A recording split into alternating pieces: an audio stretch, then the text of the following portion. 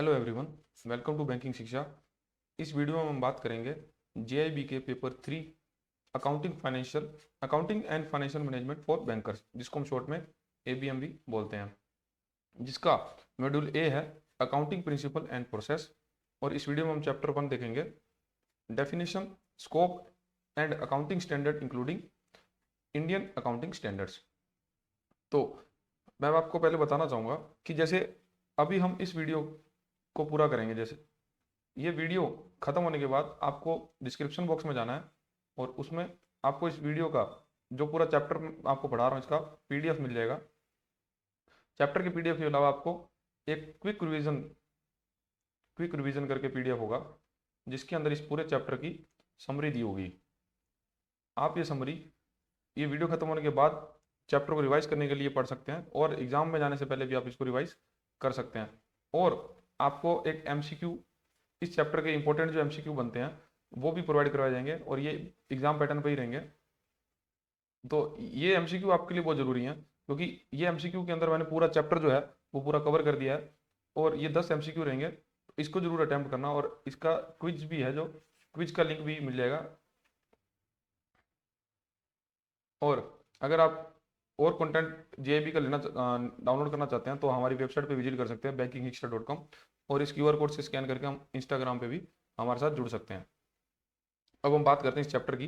तो इस चैप्टर के अंदर आपके जो सिलेबस में टॉपिक्स हैं वो हैं, सबसे पहले तो अकाउंटिंग क्या होता है, फिर nature and purpose of accounting, कि अकाउंटिंग करने का नेचर क्या है और उसका पर्पस क्या है, फिर हिस्टोरिकल पर्सपेक्टिव कि अकाउंटिंग पहले कैसे करते थे और आज उसमें क्या चेंजेस आए हैं, अब न्यू अकाउंटिंग सिस्टम क्या है, फिर अकाउंटिंग का ओरिजिन होने के प्रिंसिपल्स क्या है, ओरिजिन ऑफ अकाउंटिंग प्रिंसिपल्स, मतलब अकाउंटिंग करने के जो प्रिंसिपल्स बने तो उनका ओरिजिन किस प्रकार से हुआ, accounting standard in India and it's definition and scope, और इंडिया के अंदर किस प्रकार के अकाउंटिंग स्टैंडर्ड्स को फॉलो किया जा रहा है, then general accepted accounting principle of USA, US GAAP क्या है, then overview of IFRS, difference between GAAP and IFRS and transfer pricing. तो ये सब जो टॉपिक्स आपके सिलेबस में है हम वन बाय वन देखेंगे। अब पहले ये बात करें कि क्योंकि ये वीडियो, क्योंकि जेईबी जो लोग दे रहे हैं उनमें से बहुत से लोग होंगे जो नॉन कॉमर्स बैकग्राउंड से होंगे, तो आपको चिंता करने की जरूरत नहीं है, क्योंकि मैं इन वीडियो का जो लेवल है वो बिल्कुल बेसिक से एडवांस लेके चलेंगे हम। ठीक है, मतलब आपको ऐसा बिल्कुल नहीं लगेगा कि मुझे इस टॉपिक के बारे में बिल्कुल पता नहीं है। अगर कोई आर्ट्स या साइंस बैकग्राउंड से है तो उसको भी ये चीज़ें आराम से समझ आएंगी। तो व्हाट इज अकाउंटिंग? अकाउंटिंग क्या होता है? देखो, तो अकाउंटिंग होता है किसी बिजनेस के अंदर, जो डेली होने वाली ट्रांजेक्शन्स होती हैं, उन ट्रांजेक्शन्स को एक व्यवस्थित तरीके से नोट करने के बाद उसको समराइज करना, और उन ट्रांजेक्शन्स को समराइज करके हर जिस प्रकार की वो ट्रांजेक्शन उसको करना और क्लासिफिकेशन करके उसकी एक रिपोर्ट तैयार करना। ठीक है, और इस रिपोर्ट के बेस पे हम हमारे बिजनेस के लिए जो आगे डिसीजन लेना चाहें वो हम इजीली ले सकेंगे। मतलब अकाउंटिंग का ये मतलब है कि हम बिजनेस के अंदर हम जो डेली ट्रांजेक्शन्स कर रहे हैं उन ट्रांजेक्शन्स को एक सही तरीके से क्रोनोलॉजिकल ऑर्डर्स में नोट करके समरी तैयार करना, उसका क्लासिफिकेशन करना और फिर एक रिपोर्ट तैयार करना, और उस रिपोर्ट के बेस पे जब हम फिर डिसीजन ले सकते हैं। Accounting is often called language of business. तो अकाउंटिंग को अक्सर बिजनेस की भाषा बोला जाता है। The basic function of any language is to communicate, क्योंकि भाषा का एक बेसिक फंक्शन है कम्युनिकेट करना, और बिजनेस के अंदर अगर कम्युनिकेशन करना है तो अकाउंटिंग के बेस पे ही हम कर सकते हैं। In this context the purpose of accounting is to communicate the results of business operations and its financial health. तो अकाउंटिंग का पर्पस ये है बिजनेस के अंदर कि आप अकाउंटिंग अगर कर रहे हो तभी आप बिजनेस के फाइनेंशियल हेल्थ को जान पाओगे और उसी प्रकार से आप अपने बिजनेस के लिए डिसीजन ले पाओगे। The most suitable definition of accounting is given by American Institute of Certified Public Accountants. तो AICPA ने अकाउंटिंग की जो डेफिनेशन दिया है, accounting is an art of recording, classifying, summarising in a significant manner and in terms of money transactions and events which are in part at least of financial character and interpreting the results thereof. तो accounting ना एक art है। Art क्या है, क्योंकि suppose करो एक businessman है जो अपने पर डे बहुत सारी ट्रांजेक्शन्स करता है, जैसे सामान बेचता है और खरीदता है।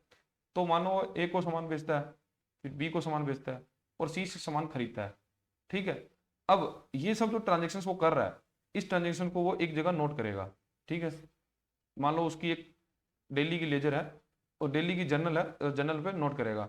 मानो ए से सामान खरीदा और कितने रुपए का खरीदा, मतलब यहाँ पे अमाउंट लिख देगा। ठीक है, यहाँ अमाउंट लिख देगा। फिर बी से सामान, उस बी को सामान सॉरी ए को सामान बेचा था, बी को सामान बेचा और सी से सामान खरीदा। ठीक है, तो वो अपने एक जर्नल बुक के अंदर इसको नोट कर रहा है, तो उसको हम बोलते हैं रिकॉर्डिंग करना। तो अकाउंटिंग के अंदर एक सबसे पहले तो ट्रांजेक्शन्स की रिकॉर्डिंग करी जाती है, फिर उसका क्लासीफाइंग किया जाता है। क्लासीफाइंग मतलब कि जितना जो सामान उसने बेचा उसको नोट करेगा सेल बुक के अंदर, वो सामान लिखेगा सेल बुक के अंदर। तो जैसे ए और बी को सामान बेचा तो उसने उसकी ट्रांजेक्शन तो सेल बुक में कर दी, और सी से सामान खरीदा तो उसकी एंट्री कर देगा परचेज बुक के अंदर। ठीक है, तो ये हो गया क्लासीफाइंग करना। तो accounting is the art, accounting ऐसी कला है जिसमें हम ट्रांजेक्शन्स को रिकॉर्ड करते हैं, क्लासीफाइंग करते हैं और समराइजिंग करते हैं। समराइजिंग मतलब कि हम अब इनके इंडिविजुअल अकाउंट्स लेजर बनाएंगे, उन लेजर में इनकी पोस्टिंग करेंगे, उसके बाद हम इनका ट्रायल बैलेंस बनाएंगे, ये सब आगे बातें करेंगे अपने। फिर उसके बाद हम प्रॉफिट एंड लॉस बनाएंगे और उसके बाद बैलेंस शीट बनाएंगे। तो मतलब हम इनके सबके पर्पज अलग अलग हैं। तो हम सबसे पहले तो डेली बेस पे ट्रांजेक्शन को रिकॉर्ड करेंगे, फिर देन क्लासीफाई करेंगे ट्रांजेक्शन। जिस जिस ट्रांजेक्शन के रिलेटेड को ट्रांजेक्शन, मान लो कोई एक्सपेंसेस की ट्रांजेक्शन है, कोई खर्चे की ट्रांजेक्शन है, तो उसके अलग बुक में लिखेंगे। देन उनके रिलेटेड जो लेजर है उसमें ट्रांसफर करेंगे, मतलब समराइजिंग करेंगे उनकी। देन हमको पता चलेगा कि हमारा जो बिजनेस है वो कहाँ पर स्टैंड कर रहा है। लाइक जैसे हमने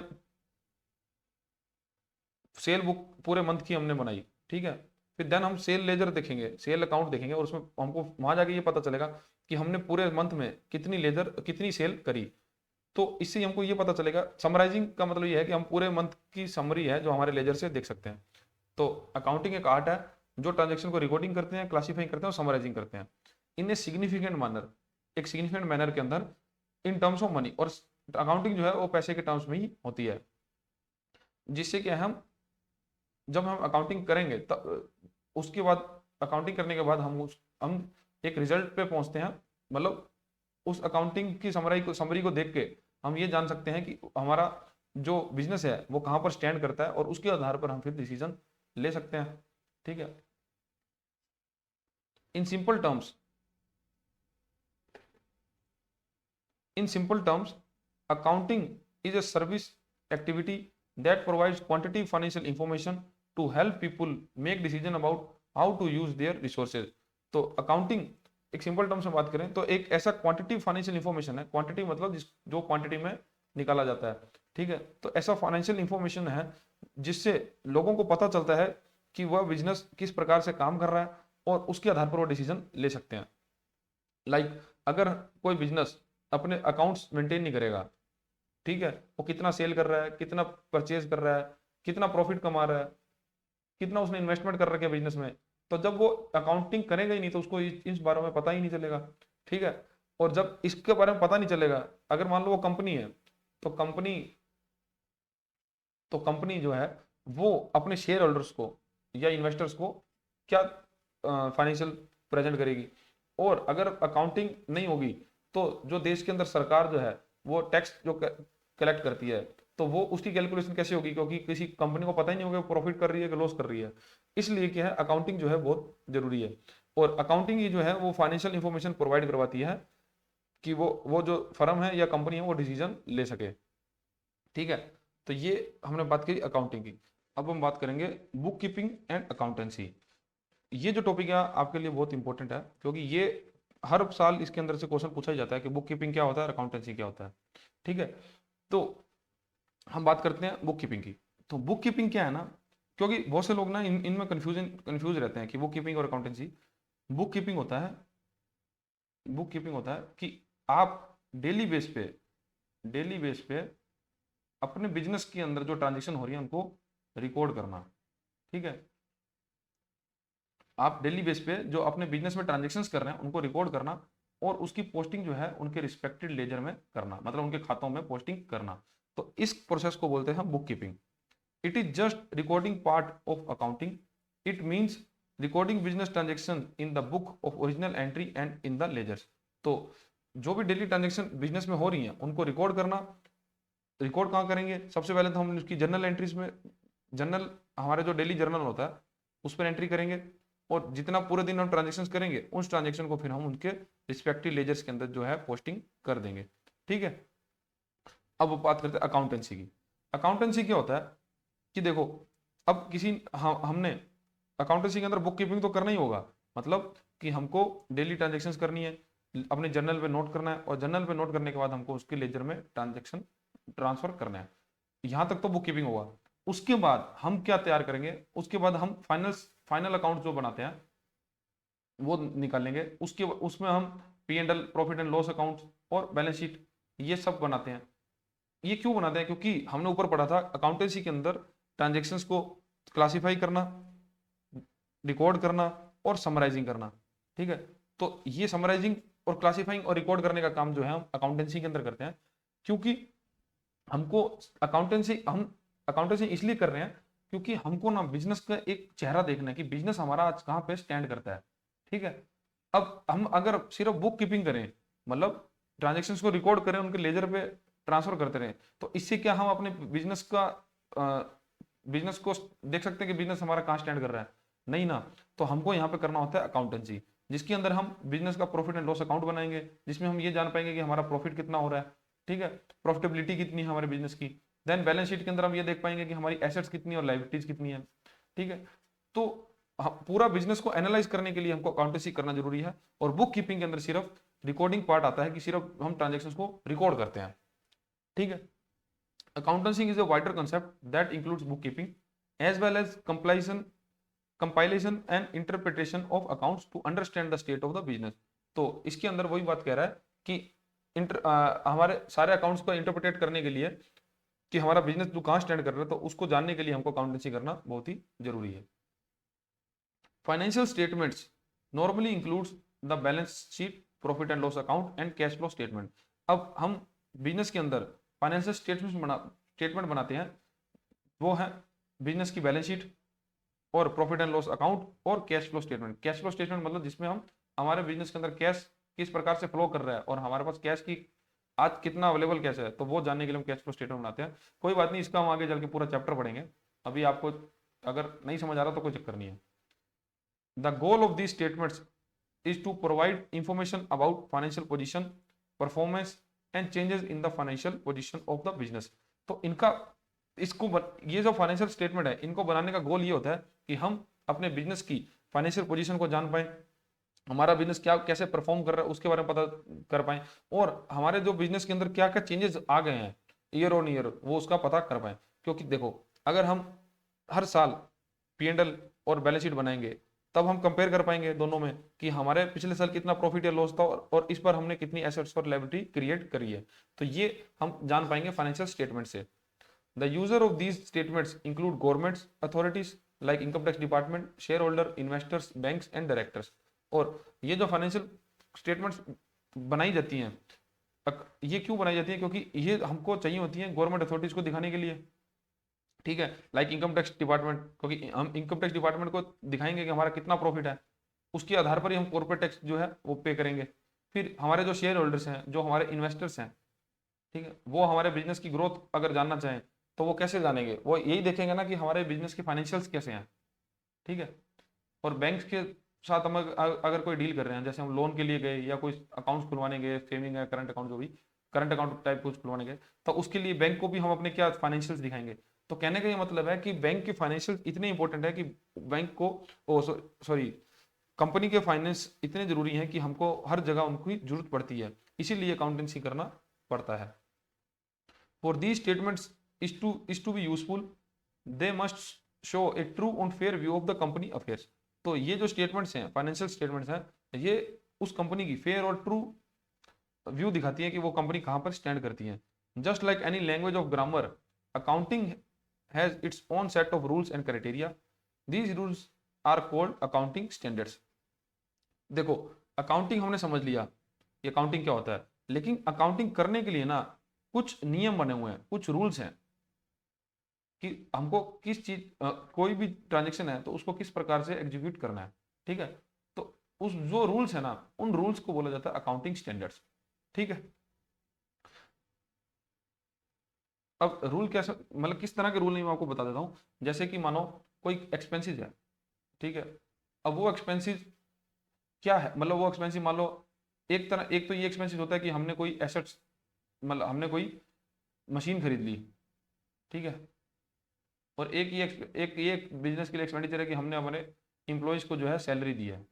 ठीक है, तो ये जो दोनों खर्चे हैं ना, अब किस खर्चे को कैसे रिकॉर्ड करना है बिजनेस के अंदर, ये जो स्टैंडर्ड्स हैं, ये हम डिसाइड करेंगे इन अकाउंटिंग स्टैंडर्ड्स के रूल पर। मतलब ये जो रूल है ये हमको बताएंगे कि हमको ये इस प्रकार के जो एक्सपेंसेस हैं, और ये तो एग्जांपल के लिए आपको बताया, ऐसे बहुत सी सारी ट्रांजेक्शन्स हैं जो कि हम पढ़ेंगे, तो वो ट्रांजेक्शन्स को हम किस प्रकार से रिकॉर्ड करेंगे हमारी बुक्स में, तो वो नियम जो है उन नियमों को बोलता है अकाउंटिंग स्टैंडर्ड्स।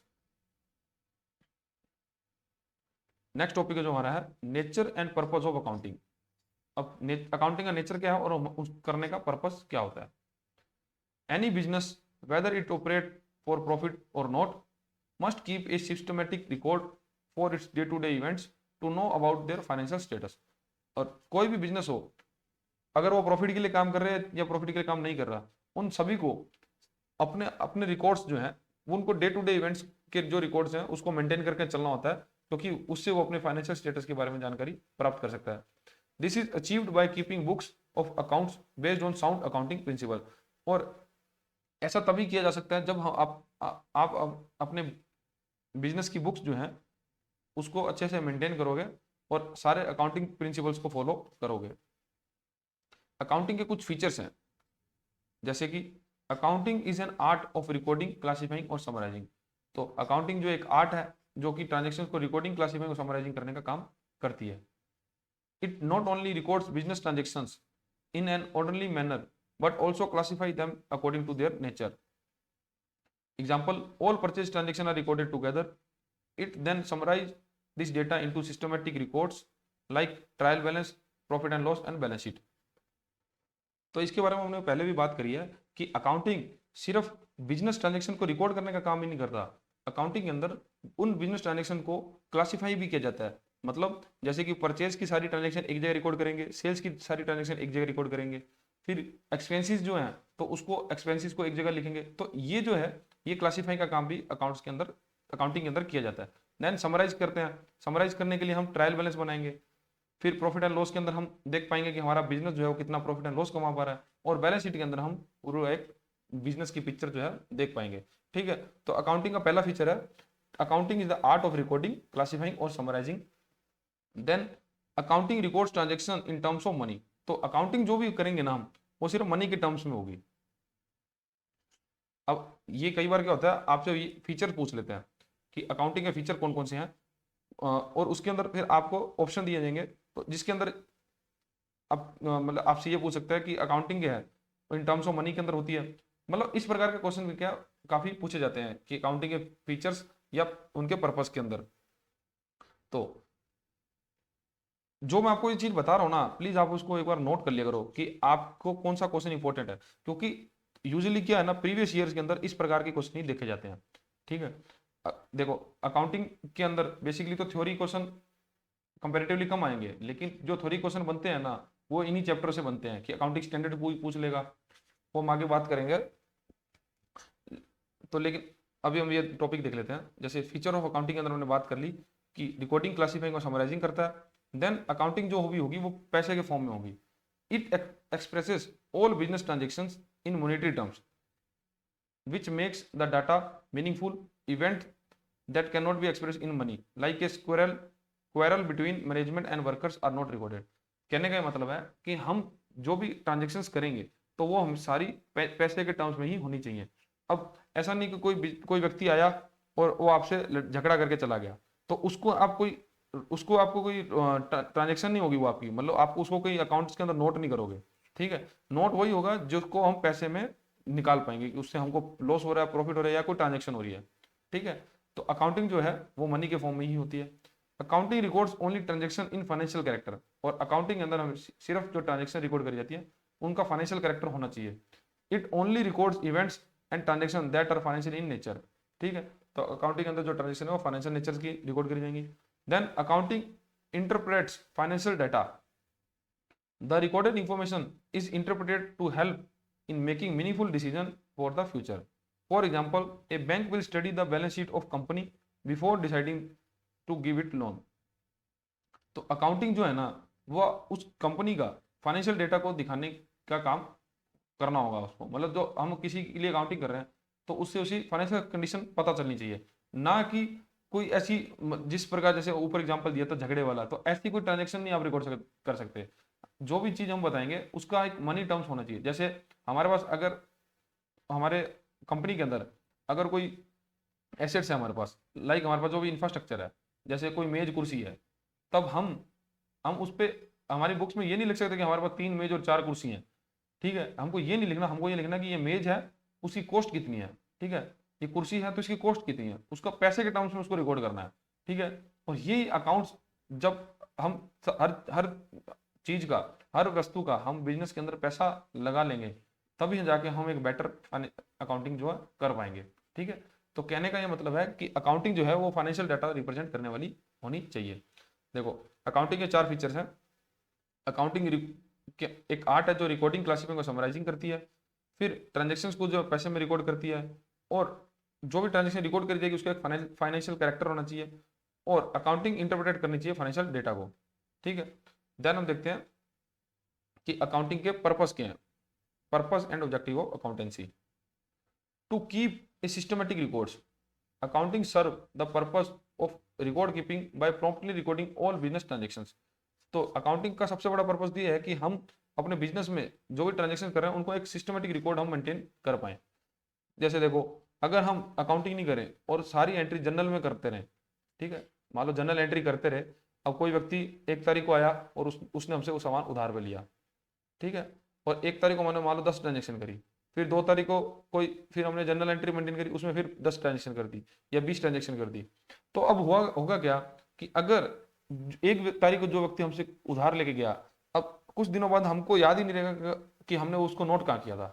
ठीक है, लेकिन अगर यही हम उसके अकाउंट में लेजर में पोस्टिंग कर लेंगे, तब हम सीधा उसका लेजर ओपन करके उससे पैसे की डिमांड कर सकते हैं। तो अकाउंटिंग हमको ये हेल्प करती है कि हम अपने जितने भी रिकॉर्ड्स हैं उसको हम सिस्टमेटिक रूप में रख सकते हैं। To ascertain the result of operations, it helps to finding out the profit earn और loss suffered by business during the particular period. तो ये हमको निर्धारित करने में मदद करता है कि हमारा बिजनेस के एक्चुअली कंडीशन क्या है, कि हमने कितना प्रॉफिट कमाया और लॉस कितना सफर किया, और उसके हिसाब से फिर हम कोई बिजनेस के लिए बिजनेस प्लान के अंदर अगर कुछ चेंजेस करने तो हम कर सकते हैं। Then to ascertain the financial position of the business, a balance sheet reveals the financial health of organisation by showing its assets and liability. और ये हमको हमारे बिजनेस की फाइनेंशियल पोजीशन दिखाता है कि वो कहाँ पर स्टैंड करता है, कि हमारे पास कितनी एसेट्स हैं, कितनी लायबिलिटी हैं, कितनी इन्वेस्टमेंट्स हमारे पास हैं। तो ये हम सब देख सकते हैं अकाउंटेंसी के द्वारा। नेक्स्ट है to facilitate rational decision making, ये हमको एक सही डिसीजन मेकिंग करने में मदद करता है। Financial information helps manager makes logical decision such as what the selling price of products should be, whether to make a part in house or buy it from outside.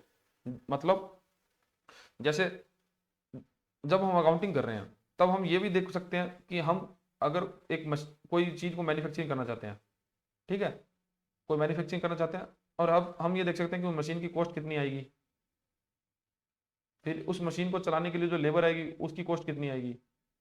ठीक है, और अगर अब कोई थर्ड पार्टी है, third company है जो हमको सेम चीज मैन्युफैक्चरिंग करके दे रही है, ठीक है, अब हम ये डिसाइड कर सकते हैं कि वो हमको कितना कॉस्ट करेगी। मानो कि ये कॉस्ट जो है हमको सस्ती पड़ रही है, ठीक है, तब हम ये सोचेंगे कि यार मैं खुद मशीन लगाऊंगा, लेबर रखूंगा, इतना खर्चा करूंगा, लेकिन अगर थर्ड पार्टी हमको सस्ते में दे रही है तो मैं उससे सर्विस ले सकता हूँ। तो मतलब ये है कि ये बिजनेस को अकाउंटेंसी डिसीजन मेकिंग मदद करती है, क्योंकि हम हर चीज को एक फाइनेंशियल टर्म्स में देखते हैं, और फाइनेंशियल टर्म्स में हम डिसीजन जो है हम इजीली ले सकते हैं, क्योंकि इसमें हम लॉस और प्रॉफिट जो है हम कंपेयर कर सकते हैं। ठीक है। देन है to satisfy the requirement of law, entities like companies and societies are required by law to maintain proper accounts. और अकाउंटेंसी का एक मेन पर्पस ये भी है कि वो जो हमारे लॉ की रिक्वायरमेंट है उसको भी पूरा करता है। जैसे कंपनीज हैं, ट्रस्ट है, सोसाइटीज हैं, तो इनको प्रॉपर अकाउंट्स मेंटेन करना चाहिए, तो यही लॉ की रिक्वायरमेंट है। ठीक है, तो ये पर्पस है अकाउंटेंसी के, टू कीप एक सिस्टमेटिक रिकॉर्ड, एक अपना जो रिकॉर्ड है वो सिस्टमेटिक रूप से रखना, बिजनेस का फाइनेंशियल ऑपरेशन का रिजल्ट जान पाना कि हम कहाँ पे स्टैंड कर रहे हैं, फाइनेंशियल पोजीशन को निर्धारित कर पाना, फिर डिसीजन मेकिंग अच्छा कर पाना, और जो लॉ की रिक्वायरमेंट है उसको सेटिस्फाई कर पाना। ठीक है, अब हमारा नेक्स्ट टॉपिक है हिस्टोरिकल प्रोस्पेक्ट्स। मतलब कि अकाउंटेंसी जो है, अकाउंटिंग जो है, अकाउंटिंग पहले कैसे होती थी और अब टाइम के साथ साथ कैसे कैसे चेंज होती जा रही है। The history of accounting shows how it has evolved to meet changing socio economic needs. तो जैसे जैसे सोशियो इकोनॉमिक नीड्स बढ़ती गई उस प्रकार से अकाउंटिंग जो करने के तरीके हैं वो भी चेंज होते रहे। तो सबसे पहले है स्टूवर्डशिप अकाउंटिंग। स्टूवर्ड्स बोलते हैं जो कोषाध्यक्ष रखे जाते थे ना, राजा महाराजा के टाइम पे कोषाध्यक्ष, ठीक है, तो उनको बोलते हैं स्टूवर्ड्स।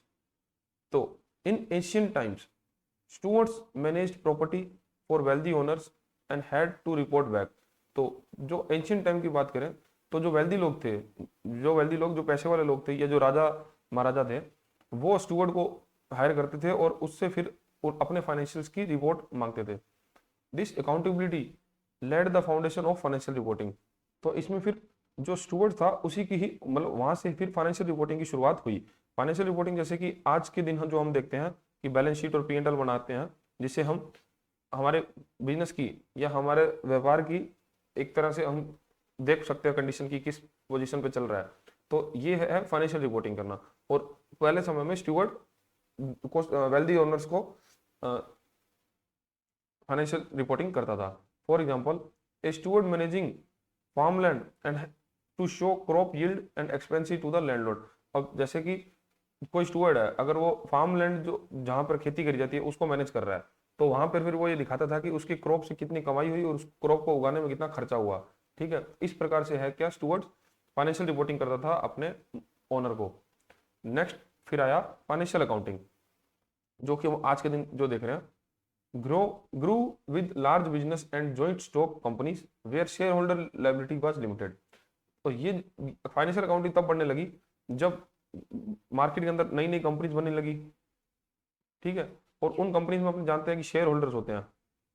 अब शेयर होल्डर की उतनी ही लाइबिलिटी है जितना कि उसने इन्वेस्टमेंट कर रखी है। मानो कोई कंपनी में 10% ओन करता है तो उसकी लाइबिलिटी जो है वो 10% ही रहेगी।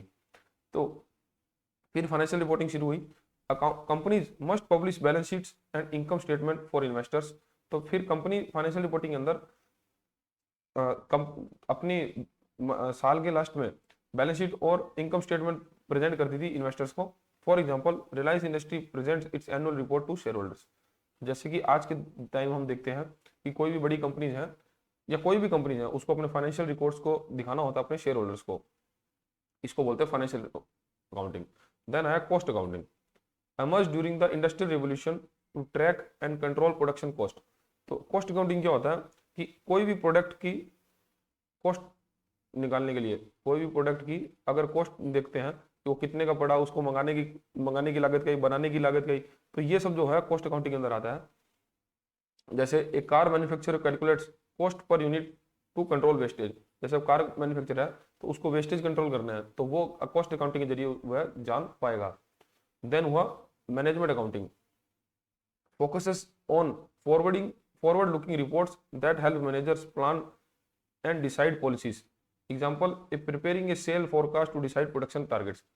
जो मैनेजमेंट अकाउंटिंग है ये किसी भी कंपनी के मैनेजर्स को वेरियस डिसीजन लेने में मदद करती है।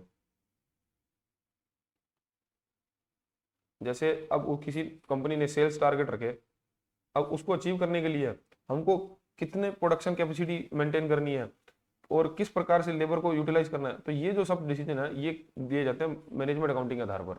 ठीक है, ये हम आगे चल के पूरे अलग अलग से चैप्टर ही हैं तो हम उसको पढ़ेंगे। अभी हम शॉर्ट में आपको बता रहा हूँ कि मैनेजमेंट अकाउंटिंग क्या होता है, कॉस्ट अकाउंटिंग क्या होता है। Then social responsibility accounting, consider environmental and social impact along with profits. अब जैसे कोई कंपनी है, अब उसको एनवायरनमेंट के लिए भी अकाउंटिंग करनी पड़ेगी। जैसे कोई कंपनी मैन्युफैक्चरिंग करती है स्टील, ठीक है। अब वो कंपनी अगर स्टील मैन्युफैक्चरिंग कर रही है तो वो ऑब्वियस ही बात है कि वो बहुत सारा पोल्यूशन करेगी, ठीक है। अब पोल्यूशन करेगी तो उस कंपनी को ये मेजर करना होगा कि उसने एक साल में कितना कार्बन एमिशन किया, ठीक है। जैसे कि अपने जानते हैं कि अभी इंडिया ने 2070 का टारगेट रखा हुआ है कि वो नेट जीरो कार्बन एमिशन बन जाएगा 2070 तक। तो ये कंपनी जब कार्बन एमिशन की कैलकुलेशन करेगी तो इसके आधार पर ही जो गवर्नमेंट है वो डिसीजन ले पाएगी कि अब उनको कितना कार्बन, जितना उन्होंने कार्बन डाइऑक्साइड एनवायरनमेंट में रिलीज किया है तो उसके इक्विवेलेंट ही वो पेड़ लगाएं, ट्रीज लगाएं, जिससे कि है हमारे एनवायरनमेंट में उतनी ही ऑक्सीजन जो है क्रिएट हो पाए, ठीक है। तो ये कंपनीज को करना होता है सोशल रिस्पॉन्सिबिलिटी अकाउंटिंग के अंदर। देन आता है human resource accounting, HRA, measure the value of employees skills and knowledge. अब HRA अकाउंटिंग के अंदर क्या होता है कि कंपनी जो है अपने स्किल्स एम्प्लॉइज की वैल्यू बनाती है कि उनकी स्किल और नॉलेज के बेस पे उनकी क्या वैल्यू है। Example IT companies like Infosys value trained software engineer as key assets. तो क्योंकि IT कंपनी जो है अपने इंजीनियर्स की एक वैल्यू बनाती है, और वो वैल्यू कैसे लगा सकते हैं हम, HRA के द्वारा, ह्यूमन रिसोर्स अकाउंटिंग के द्वारा, ठीक है। देन आता है inflation accounting, adjust financial results for changes in price level due to inflation। जैसे इन्फ्लेशन अकाउंटिंग क्या होता है, जैसे आपने मान लो कंपनी शुरू करी थी 1960 में, ठीक है। अब 1960 में हमने कोई लैंड परचेज किया था जहाँ पे कंपनी हमने बनाई थी, मानो 1 करोड़ रुपए का, ठीक है। और आज हम 2025 के अंदर अकाउंटिंग कर रहे हैं तो हम उस लैंड की वैल्यू 1 करोड़ थोड़ी लगाएंगे, हम उस लैंड की वैल्यू तो बढ़ गई होगी ना, तो हम उसको इन्फ्लेशन से एडजस्ट कर देंगे।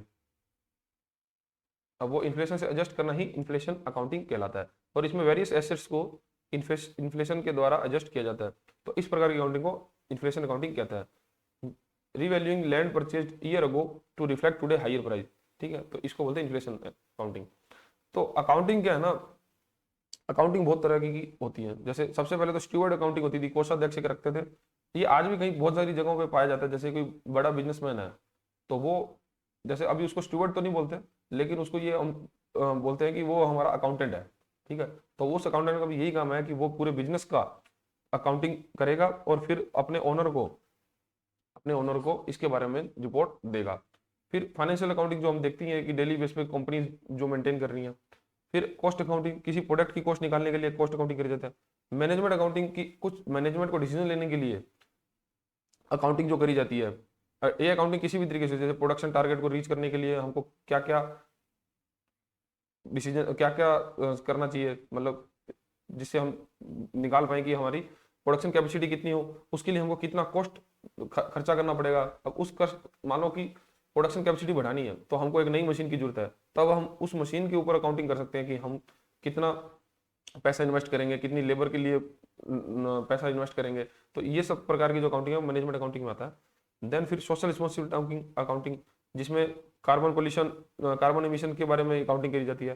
HR अकाउंटिंग की कुछ कंपनी जो है अपने ह्यूमन रिसोर्स का भी एक वैल्यू लगाती है, तो उसको अकाउंटिंग को HRA बोलते हैं। और इन्फ्लेशन अकाउंटिंग की अपनी एसेट्स को इन्फ्लेशन के साथ एडजस्ट करने को इन्फ्लेशन अकाउंटिंग बोला जाता है।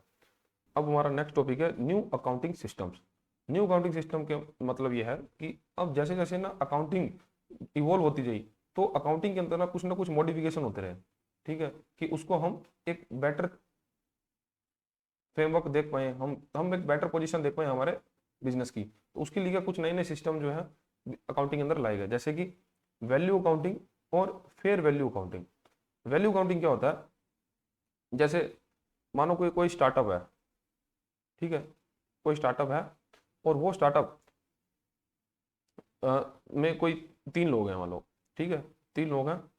और पहला व्यक्ति जो है वो कोई प्रोडक्ट पर बनाता है, मैन्युफैक्चर करता है। दूसरा बंदा उस प्रोडक्ट की मार्केटिंग करता है, और तीसरा व्यक्ति जो है वो ऑपरेशन संभालता है स्टार्टअप का, ठीक है। तो वैल्यू अकाउंटिंग सिस्टम ये बोलता है कि अगर ये 3 लोग मिलकर काम कर रहे हैं ना, तो इन तीनों की वैल्यू लगाई जाए, और उन तीनों का एक कंपनी के प्रॉफिट के अंदर या कंपनी के फाइनेंशियल के अंदर कितना योगदान है, तो उसके आधार पर इनको उनका शेयर मिले। ठीक है, कि मतलब एक प्रोडक्ट बनाने में, उसको सेल करने में और कंपनी को प्रॉफिट करने में अगर जितने भी लोगों का योगदान है तो उन लोगों की वैल्यू पता होनी चाहिए। उन व्यक्तियों की वैल्यू को मेजर करना ही वैल्यू अकाउंटिंग कहा जाता है। This is use to evaluate and capture the individual contribution of different people to a product. भाई प्रोडक्ट के अंदर अलग अलग लोगों का क्या क्या योगदान है, उसको उसकी वैल्यू को कैप्चर करना ही वैल्यू अकाउंटिंग है। It helps in ensuring that every contributor gets their due share in their future revenue generated. तो जिससे क्या है कि अगर फ्यूचर के अंदर कोई भी रेवेन्यू जनरेट होगा तो उनको उनका फेयर शेयर जो है वो मिल पाए। नेक्स्ट था fair value counting. Fair value counting क्या होता है, जैसे मानो कोई कंपनी ने शेयर्स खरीद रखे हैं किसी दूसरी कंपनी के, ठीक है, और वो खरीदे थे 100 रुपए के भाव से, ठीक है, और वही फ्यूचर में चल के वही शेयर का प्राइस 350 रुपये हो गया। तो कहने का ये मतलब है कि आप जो जो एसेट्स का प्राइस, मार्केट प्राइस जो चल रहा है ना, तो हमको हमारी बुक्स के अंदर उस मार्केट प्राइस को कैप्चर करना है, ना कि परचेजिंग प्राइस को, मतलब जो जिस प्राइस पे उसको परचेज किया वो नहीं कैप्चर करना। इससे क्या मतलब, इससे क्या पता चलेगा कि जब हम अपने फाइनेंशियल्स को देखेंगे ना, जब हम अपने फाइनेंशियल्स को देखेंगे तब हमको हमारे बिजनेस का एक सही पोजीशन पता चलेगी कि आज हमारा बिजनेस कहाँ पर स्टैंड कर रहा है। क्योंकि 350 रुपये के हिसाब से हम हमारे प्रॉफिट को मेजर कर पाएंगे और 100 रुपये के हिसाब से हम एक्चुअल प्रॉफिट को देख नहीं पाएंगे। ठीक है, this method take into account the current market value of certain assets and liabilities. The fair value on an assets is the price at which it could be sold under the current market conditions. This method is also known as current value accounting. क्योंकि हम इस shares की value इसलिए हमारी books में current market price से लगाएंगे क्योंकि अगर हम आज बेचते हैं तो हमको उससे कितना पैसा मिल सकता है, और यही जो रूल है वो लाइबिलिटीज पे भी निर्धारित होता है। लाइबिलिटीज भी इसलिए होता है क्योंकि देखो, हमने 5 साल पहले अगर अपने बिजनेस में 5 साल पहले अपने बिजनेस में बैंक से लोन लिया, ठीक है, अब मानो कि वो 1 करोड़ का लोन था और आज वो लोन की टोटल वैल्यू मतलब 1 करोड़ प्लस इंटरेस्ट मिलाकर वो 1 करोड़ 40 लाख हो गया। ठीक है, तब हमको अपने बिजनेस के अंदर उस लोन को 1 करोड़ नहीं लगाना, हम उसको 1 करोड़ 40 लाख लिखेंगे। तो ये होता है फेयर वैल्यू अकाउंटिंग, कि आज जो उसकी वैल्यू है उसको हम हमारे बुक्स के अंदर नोट करें। ठीक है, तो ये जो न्यू अकाउंटिंग सिस्टम्स है, वैल्यू अकाउंटिंग और फेयर वैल्यू अकाउंटिंग। नेक्स्ट हमारा टॉपिक है ओरिजिन ऑफ अकाउंटिंग प्रिंसिपल्स। अब जो अकाउंटिंग प्रिंसिपल्स की हम आगे बात करने वाले हैं, उसका ओरिजिन कैसे हुआ, मतलब व्यक्ति जो है वो अकाउंटिंग प्रिंसिपल पे शिफ्ट कैसे हुआ। Accountancy is then old as money itself. In 1494 in Venice, an Italian monk named Luca di Borgo Pisoli published a book that contained a section on double entry bookkeeping system, which is the basic of modern accounting. अब accounting जो है वो 1494 से मतलब 1494 से भी पहले किया, और इसका जिक्र अकाउंटिंग का सबसे पहले कहाँ हुआ। एक इटालियन मोंक थे लुका डी बार्गो पिसोली, ये आपको नाम याद रखना है, कई बार इसका नाम पूछ लेते हैं एग्जाम में। ठीक है, लुका डी बार्गो पिसोली ने अपनी बुक के अंदर बताया था कि अकाउंटिंग के बारे में बताया था, और उसमें double entry book keeping system के बारे में बताया था। अब ये डबल एंट्री बुक सिस्टम क्या होता है, जैसे हम कोई भी ट्रांजेक्शन करते हैं ना, डबल एंट्री बुक सिस्टम का मतलब क्या है, जब हम कोई भी ट्रांजेक्शन करते हैं तो उसका प्रभाव जो है, उसका जो प्रभाव है वो 2 जगह पड़ता है। जैसे कि राम कोई व्यक्ति है, राम हमसे सामान लेके गया, ठीक है, राम को हमने सामान बेचा जैसे, अब हम इसमें हमारी बुक्स के, बिजनेस की बुक्स के अंदर एंट्री क्या करेंगे कि हमने सेल करी, किसको करी, राम को करी।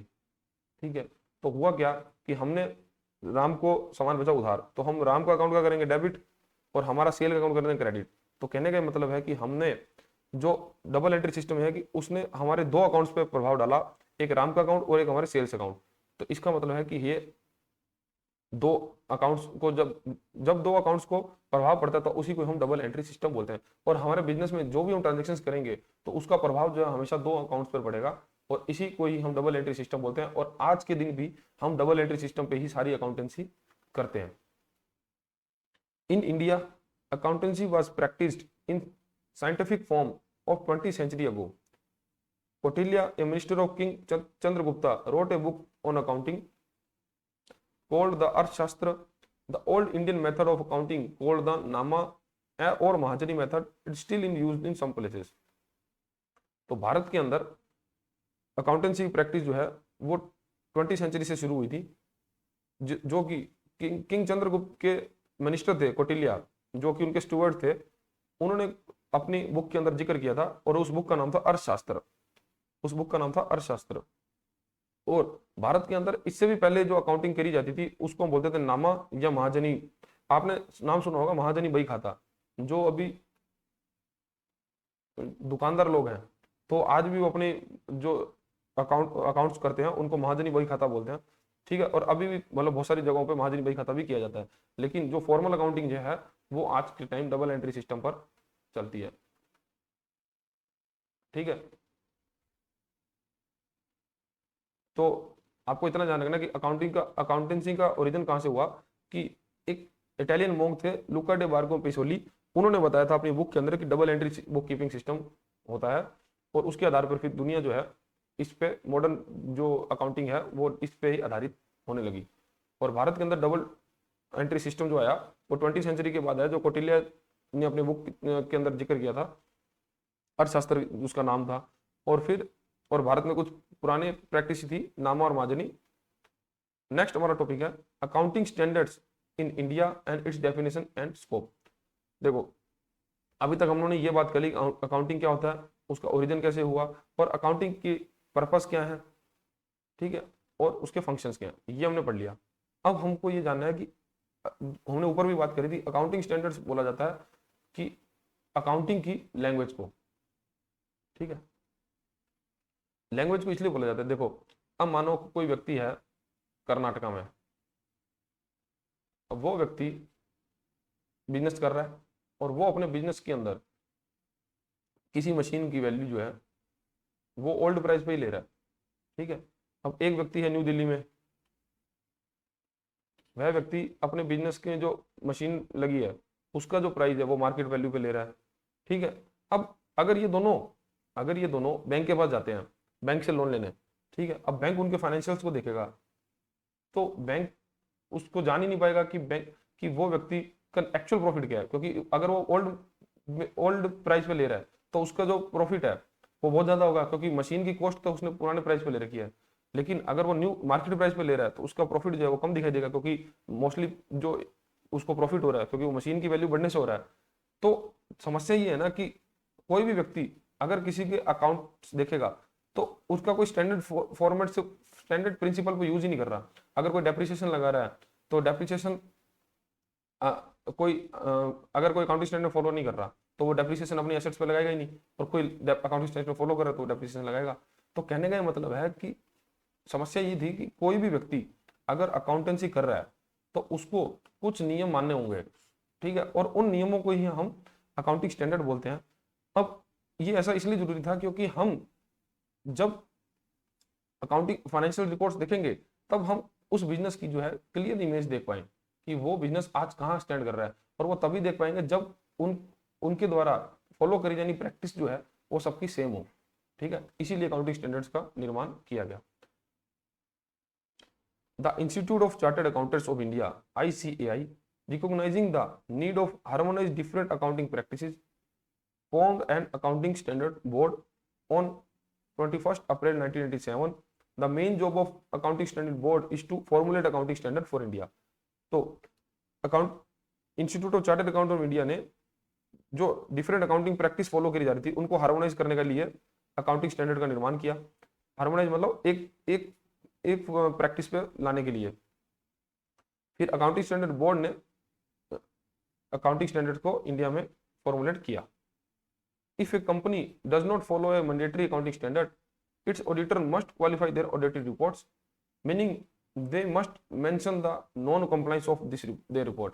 अब अगर कोई कंपनी अकाउंटिंग स्टैंडर्ड को फॉलो नहीं कर रही है तो वहां के जो ऑडिटर को अगर उस कंपनी को ऑडिट करवाना होगा, और उस कंपनी का जो ऑडिटर आएगा तो उसको अपनी रिपोर्ट के अंदर मेंशन करना होगा कि वो कंपनी जो है वो कंप्लायंस नहीं कर रही है अकाउंटिंग स्टैंडर्ड का, मतलब उसको मान नहीं रही है। The Company Act 2013 also require the board of directors to ensure compliance with mandatory accounting standards. और जो कंपनी एक्ट 2013 है वो सभी कंपनी को सभी कंपनी के बोर्ड ऑफ डायरेक्टर को इंश्योर करवाने के लिए मैंडेटरी करता है कि वो कंपनी जो है वो अकाउंटिंग स्टैंडर्ड को फॉलो करेगी। The national financial reporting authority NFRA is an independent regulatory body constituted under the Companies Act 2013. It assists in the framing and enforcement of legislation related to accounting and auditing. तो NFRA जो है वो एक independent body है जो कि companies act 2013 के अंदर बनाई गई थी।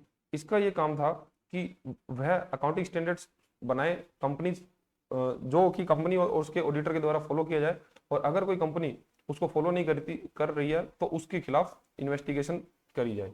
ठीक है। A brief summary of some of the important accounting standards issued by the ICAI is given below. अब अकाउंटिंग स्टैंडर्ड्स टोटल तो 29 है, ठीक है, लेकिन मैंने जो आपको प्रोवाइड करवाया ना वो आपके एग्जाम के लिए जो इंपॉर्टेंट है वही मैंने आपको बताया, क्योंकि है क्या ना, क्योंकि ये थ्योरी है। अब आपको बस इसको रट्टा मारना है, आपको याद रखना है कि अकाउंटिंग स्टैंडर्ड 1 क्या काम आता है, 2 में क्या बात करी गई है, 3 में क्या डील करने की बात करी है, ऐसे करके 29 है। लेकिन जो आपके एग्जाम में इंपॉर्टेंट है और जो लास्ट एग्जाम्स के अंदर, जो प्रीवियस एग्जाम्स के अंदर पूछे गए हैं, मैंने सिर्फ वही अकाउंटिंग स्टैंडर्ड्स को इसमें ऐड किया है। तो पहले तो हम ये बात करते हैं कि अकाउंटिंग स्टैंडर्ड्स बनाया किसने था, अकाउंटिंग स्टैंडर्ड की नीड किसको लगी। Institute of chartered account of India ने, उनको ये लगा कि भाई सब लोग जो है अलग अलग अकाउंटिंग प्रैक्टिस को फॉलो कर रहे हैं, तो उन सबको एक अकाउंटिंग प्रैक्टिस पर लाना होगा। तब उन्होंने अकाउंटिंग स्टैंडर्ड बोर्ड बनाया 1997 के अंदर। ठीक है।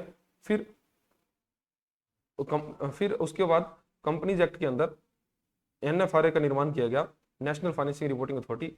इस अथॉरिटी का ये काम था कि सभी कंपनीज के द्वारा अकाउंटिंग स्टैंडर्ड्स को फॉलो किया जाए, और अगर उनके द्वारा कोई इंपॉर्टेंट इन्फॉर्मेशन, जो फाइनेंशियल इन्फॉर्मेशन को छुपाया जा रहा है, तो उनकी इन्वेस्टिगेशन करी जाए। देन अब हम देखते हैं अकाउंटिंग स्टैंडर्ड्स कौन से हैं और उनका पर्पस क्या है, मतलब वो किसके साथ डील करते हैं। जैसे accounting standard 1, disclosure of accounting policies, ये डील करता है the disclosure of significant accounting policies followed in preparing financial statement. मतलब अकाउंटिंग पॉलिसीज को डिस्क्लोजर करना होगा किसी भी कंपनी को, ये अकाउंटिंग स्टैंडर्ड 1 में कहा गया है। अगर वो किस तरह की पॉलिसी मेंटेन यूज कर रहे हैं अपनी अकाउंटिंग करने के लिए, तो वो बताना होगा। इसका पर्पज है to promote a better understanding of the financial statement and allow the meaningful comparison between different companies. और इससे क्या है कि पता चल पाएगा कि उन्होंने अपनी जो फाइनेंशियल स्टेटमेंट बनाई है, like P&L, profit and loss और बैलेंस शीट का निर्माण किया है, तो वो किस आधार पर किया है। और फिर जब हम दो कंपनी का कंपैरिजन करेंगे तब हम जान पाएंगे कि इस कंपनी ने जो अपने नंबर दिखाए हैं वो किस प्रकार से कैलकुलेट किए हैं, और दूसरी कंपनी ने ये जो नंबर बताए वो किस प्रकार से कैलकुलेट किए हैं। ठीक है। तो ये होता है अकाउंटिंग स्टैंडर्ड 1 का के अंदर, कि अकाउंटिंग स्टैंडर्ड 1 में है अकाउंटिंग पॉलिसीज को डिस्क्लोज करना कि उन्होंने क्या पॉलिसी अपनाते हुए अकाउंटिंग करी है। देन है accounting standard 2, valuation of inventory. अब आपको जो याद रखना है ना, आपको ये याद रखना कि अकाउंटिंग स्टैंडर्ड 1 जो है डिस्क्लोजर अकाउंटिंग पॉलिसीज के लिए है, अकाउंटिंग स्टैंडर्ड 2 है जो वैल्यूएशन ऑफ इन्वेंटरीज के लिए। ठीक है। तो ये 8-10 ही हैं जो आपको मैंने बताया, तो ये आपको जरूर याद रखना है। और नीचे जो है आपका इसका समरी टेबल दे दूंगा, मैं आपको समरी टेबल दे दूंगा, तो वो आपको आसानी होगी याद रखने के लिए। अकाउंटिंग स्टैंडर्ड 2 है वैल्यूएशन ऑफ इन्वेंटरी, जैसे deals with how inventory stocks are valued in financial statement. इनका की रोल है inventories are to be valued at the lower of cost or non realisable value. अब जैसे कोई company है, वो उसके अंदर जो स्टॉक है वो अपने स्टॉक को किस प्रकार से वैल्यू कर रही है। जैसे कुछ लोग, जो कंपनी माल को सेल कर रही है, मान लो कोई 100 रुपये का सामान वो बनाती है और मार्केट के अंदर उसको 300 रुपये में बेचती है। ठीक है। अब उस कंपनी में डिपेंड करता है कि वो अपने जो स्टॉक है उस स्टॉक की जो वैल्यू लगा रही है वो कॉस्ट पे लगा रही है या फिर मार्केट प्राइस पे लगा रही है। ठीक है। तो ये कंपनी को बताना होगा कि वो अपनी फाइनेंशियल जब बना रही है, वो फाइनेंशियल स्टेटमेंट बना रही है, तो उसमें स्टॉक की वैल्यू उसने मार्केट प्राइस पे ली है या फिर कॉस्ट वैल्यू पे ली है। तो ये इनके लिए अप्लाई होगा अकाउंटिंग स्टैंडर्ड 2 के अंदर। नेक्स्ट है accounting standard 3, cash flow statement. Accounting standard 3 किसके काम आता है, कैश फ्लो स्टेटमेंट के। Deals with the preparation and presentation of cash flow statements. तो ये डील करता है कैश फ्लो स्टेटमेंट बनाने के लिए। इसका की रोल है the cash flow statement should report the cash flow during the period classified by operating, investing and financial activities। तो कैश फ्लो स्टेटमेंट के अंदर ये बताया जाता है कि वह व्यक्ति जो उसके बिजनेस में कैश फ्लो हो रहा है, तो उसने ऑपरेटिंग एक्टिविटीज में किस प्रकार से कैश को यूटिलाइज किया है, इन्वेस्टिंग एक्टिविटीज और फाइनेंशियल एक्टिविटीज। तो ये क्या होती है, ये तो हम कैश फ्लो के चैप्टर में पढ़ लेंगे। बस आपको ये ध्यान रखना है कि बिजनेस के अंदर जो कैश का यूटिलाइजेशन हो रहा है, तो उसने कितना पैसा ऑपरेटिंग एक्टिविटीज में इन्वेस्ट कर रखा है, मतलब लगा रखा है। इन्वेस्टिंग एक्टिविटीज अगर कोई कंपनीज कर रही है, ठीक है, तो उस पर कितना पैसा फ्लो हुआ है, और फाइनेंसिंग एक्टिविटीज में कितना पैसा flow. Financing activities like share holders को डिविडेंड दे दिया, ठीक है, इस टाइप की जो एक्टिविटी है वो फाइनेंशियल एक्टिविटी आती है। तो ये अकाउंटिंग स्टैंडर्ड 3 में लिखा गया है। देन आता है अकाउंटिंग स्टैंडर्ड 10, प्रॉपर्टी प्लांट और इक्विपमेंट, पीपीई के लिए। ये डील करता है accounting treatment for tangible fix assets like property plant और equipment. It covers their recognition, measurement, depreciation and derecognition. अब अकाउंटिंग स्टैंडर्ड 10 में बात करी गई है कि अगर कोई कंपनी है, उसके पास कोई प्रॉपर्टी है या प्लांट या कोई इक्विपमेंट है, तो उसके ऊपर वह किस प्रकार से डेप्रिसिएशन लगाएगा, उसकी कैलकुलेशन कैसे करेगा, और उसकी रिकॉग्निशन कैसे करेगा या डी रिकॉग्निशन। मतलब कि अगर किसी कंपनी के अंदर किसी ने कंप्यूटर परचेज किया, ठीक है, अब वह कंपनी उस कंप्यूटर की वैल्यू लगाएगी कि वो कंप्यूटर 5 साल तक हमारे लिए सही काम करेगा, क्योंकि वो हर साल जो है कंप्यूटर 20% से डेप्रिशिएट करेगा, ठीक है। तो 5 साल में वो 100% डेप्रिशिएट हो गया, तो मतलब उस कंपनी की बुक से उस कंप्यूटर की वैल्यू जो है वो 0 हो जानी चाहिए, ठीक है। तो ये अकाउंटिंग स्टैंडर्ड 10 में बात करता है। अब यही दिक्कत आती थी, क्योंकि जब अकाउंटिंग स्टैंडर्ड फॉलो नहीं करते थे, तो कुछ लोग तो कंप्यूटर की वैल्यू को भी 0 करेंगे नहीं। तो इसका मतलब यह है कि उस कंपनी की जो एसेट्स हैं वो हमेशा ज्यादा दिखाई देंगी। तो इसके लिए अकाउंटिंग स्टैंडर्ड बनाए जाते हैं, और अकाउंटिंग स्टैंडर्ड 10 में इसके लिए बात करी गई है। देन अकाउंटिंग स्टैंडर्ड 12 है accounting for government grants. How the account of government grants like subsidies और cash incentive received by a business, ठीक है। तो किस प्रकार से गवर्नमेंट ग्रांट्स की अकाउंटिंग करी जाएगी, वो इसमें बात करी है अकाउंटिंग स्टैंडर्ड 12 में, ठीक है। ये अभी हम सिर्फ ये बात कर रहे हैं कि अकाउंटिंग स्टैंडर्ड्स के अंदर बात किस चीज की करी गई है, ठीक है, उसकी कैलकुलेशन कैसे करेंगे, ठीक है, वो सब हम चीजें आगे पूरे बुक के अंदर जितने भी टॉप चैप्टर हैं उनमें एक एक करते रहेंगे। लेकिन अभी हम ये बात कर रहे हैं कि अकाउंटिंग स्टैंडर्ड के अंदर क्या बात करी गई है, और उसके फॉलो करना है सभी कंपनीज को, ठीक है।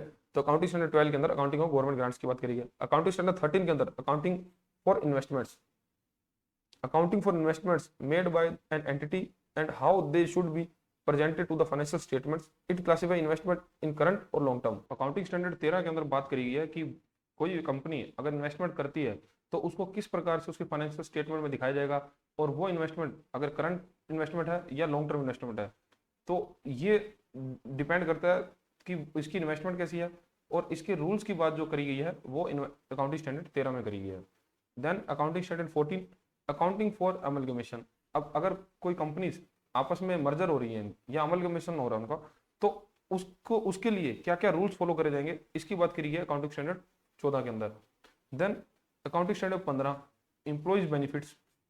अब जैसे कोई कंपनी अपने एम्प्लॉइज को ग्रेजुटी दे रही है, मतलब कोई कंपनी है जो रिटायर्ड हो रहा है तो उसको ग्रेजुटी दे रही है, पेंशन दे रही है, प्रोविडेंट फंड की दे रही है, या फिर लीव इंगेजमेंट दे रही है, तो उस कंपनी के ऊपर उन कंपनी को क्या क्या नियम मानने पड़ेंगे जब वो फाइनेंशियल स्टेटमेंट प्रिपेयर करेगी। लाइक ये जो कंपनी जो जो फैसिलिटीज अपने एम्प्लॉइज को देगी तो उसको लाइबिलिटी में शो करना पड़ेगा, ठीक है। तो इस प्रकार की जो बातें हैं एम्प्लॉइज बेनिफिट की, वो अकाउंटिंग स्टैंडर्ड 15 में कही गई हैं। अकाउंटिंग स्टैंडर्ड 16 के अंदर borrowing cost, the accounting for borrowing cost like interest, it state that the borrowing cost that are directly related to the acquisition or construction of the qualifying asset should be capitalized added to the cost of assets। तो accounting standard जो 16 है उसमें borrowing cost मतलब कि अगर हमने loan पे लेकर कुछ लोन पे पैसा लेकर कोई एसेट्स क्रिएट कर रहे हैं, ठीक है, तो अकाउंटिंग स्टैंडर्ड 16 ये बोलता है कि आप अगर कोई कैपिटल एसेट्स खरीद रहे हो, मतलब कोई मशीनरी खरीद रहे हो, तो उस मशीनरी की कॉस्ट के अंदर ही इस बोरोइंग कॉस्ट को भी ऐड करो, मतलब जो इंटरेस्ट आप पे कर रहे हो लोन के ऊपर, तो उस लोन के इंटरेस्ट को भी इस मशीन के कॉस्ट में ऐड करो। तो ये है अकाउंटिंग स्टैंडर्ड 16। फिर अकाउंटिंग स्टैंडर्ड 22 है accounting for tax on income, deals with determination of the amount of tax expenses on accounting period. It covers the both current tax और डेफर्ड टैक्स। तो accounting standard 22 के अंदर जो company को tax की valuation, company के profit जो tax लगता है, तो उसकी जो अकाउंटिंग है उसकी बात करेगी। अब आपसे अगर क्वेश्चन आएगा ना, तो ये बोला जाएगा कि cash flow statement, cash flow statement का अकाउंटिंग स्टैंडर्ड नंबर क्या है, ठीक है, मतलब कैश फ्लो स्टेटमेंट की जिसमें बात करी गया उसका अकाउंटिंग स्टैंडर्ड नंबर क्या है, तब आपका आंसर होगा 3। ठीक है, अकाउंटिंग स्टैंडर्ड 3। तो इस प्रकार से आपसे क्वेश्चन आएंगे, आपसे ये नहीं पूछा जाएगा उसमें क्या लिखा गया है, क्योंकि ये चीजें तो हम आगे पूरे बुक्स के अंदर यही पढ़ने वाले हैं। ठीक है, ये अभी बस नियम है जो इसके प्रिंसिपल्स अकाउंटिंग के, वो हम देख रहे हैं कि कौन से प्रिंसिपल की बात किस अकाउंटिंग स्टैंडर्ड में कही गई है। और ये इसलिए इसलिए अकाउंटिंग स्टैंडर्ड बनाएंगे क्योंकि जो सभी व्यक्ति हैं, जो सभी कंपनीज या ओवरऑल कहीं पर भी अकाउंटिंग हो रही है, तो वो जब अकाउंटिंग करें तो एक ही प्रिंसिपल पर काम करें, उनमें यूनिफॉर्मिटी रहे। जब क्योंकि जब कोई भी फाइनेंशियल स्टेटमेंट्स को कंपैरिजन करेगा तब उसको दोनों बिजनेस की एक क्लियर पिक्चर मिल पाएगी। ठीक है, इसलिए अकाउंटिंग स्टैंडर्ड्स बनाएंगे। अब ये अकाउंटिंग स्टैंडर्ड की समरी मैंने आपको दे दिया है, जिसमें अकाउंटिंग स्टैंडर्ड 1 जो है आपका डिस्क्लोजर ऑफ अकाउंटिंग पॉलिसीज के लिए बात करता है, 2 valuation inventory, 3 cash flow statement. ठीक है, तो इस प्रकार से मैंने आपको पूरी दे दी, आप पढ़ सकते हो। 13 जो इन्वेस्टमेंट्स के लिए, 14 अमलगमेशन के लिए, 12 जो है गवर्नमेंट ग्रांट्स के लिए, 15 एम्प्लॉय बेनिफिट के लिए, 16 बोरोविंग कॉस्ट के लिए, देन जो 22 है वो टैक्स ऑन इन्वेस्टमेंट्स के लिए। तो जो इंपॉर्टेंट थे वो मैंने आपको बता दिए, बाकी आप पढ़ना चाहो तो पढ़ सकते हो। कई बार आपसे कोई दूसरा भी पूछ सकता है, जैसे ये अकाउंटिंग स्टैंडर्ड 16 है, ये इंटेंजिबल एसेट्स, एक बार ये भी पूछा गया कि इंटेंजिबल एसेट्स के लिए कौन सा अकाउंटिंग स्टैंडर्ड्स यूज किया जाता है, तो आप बोल सकते हो अकाउंटिंग स्टैंडर्ड 26। ठीक है, अब नेक्स्ट हमारा जो टॉपिक है इंडियन अकाउंटिंग स्टैंडर्ड्स। अब पहले क्या हुआ था, जो अकाउंटिंग स्टैंडर्ड्स हमने ऊपर पढ़े ना अभी तक, वो अकाउंटिंग स्टैंडर्ड्स बनाए थे ICAI ने, Indian chartered accountant of institute ने। ठीक है, institute of chartered accountant of India, sorry. ठीक है, अब ICAI में, क्योंकि ये ओल्ड सिस्टम था हमारा, और ICAI ने जो अकाउंटिंग स्टैंडर्ड बनाए थे वो ग्लोबल अकाउंटिंग स्टैंडर्ड के साथ मैच नहीं हो रहे थे। जैसे मानो कोई ग्लोबल कंपनी है, जैसे मानो स्पेस एक्स है। ठीक है, स्पेस एक्स का कंपैरिजन कर रहे हैं हमारे इसरो के साथ। ठीक है, अब जो स्पेस एक्स की बुक्स हैं, स्पेस एक्स के फाइनेंशियल हम देखेंगे तो उसने जो अकाउंटिंग प्रिंसिपल फॉलो किए वो बिल्कुल डिफरेंट थे, और जो इसरो की अकाउंटिंग प्रिंसिपल फॉलो किए उससे। अब मानो कि हम कोई भी व्यक्ति जिसने पैसा इन्वेस्टमेंट करना है तो वो स्पेस एक्स के अंदर बुक्स देखेगा और इसरो के बुक्स देखेगा।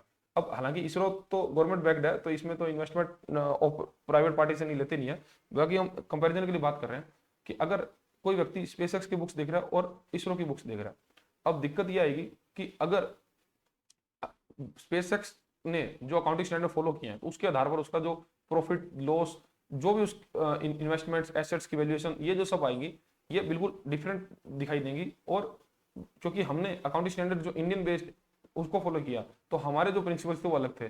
ठीक है, तो इससे होगा समस्या क्या आएगी, जो भी व्यक्ति इनको एनालाइज करेगा तो उनको एक क्लियर पिक्चर जो है वो नहीं दिख पाएगी कि वो कंपनी स्पेसएक्स किस प्रकार से काम कर रही है और कितना प्रॉफिट कमाएगी, और इसरो जो है वो कितना पैसा लगा के कितना पैसा कमाएगी, तो उसको एक क्लियर पिक्चर नहीं मिलेगी। इसीलिए जब ग्लोबल बेंचमार्क को मीट करने के लिए हमने बनाया Indian accounting standards.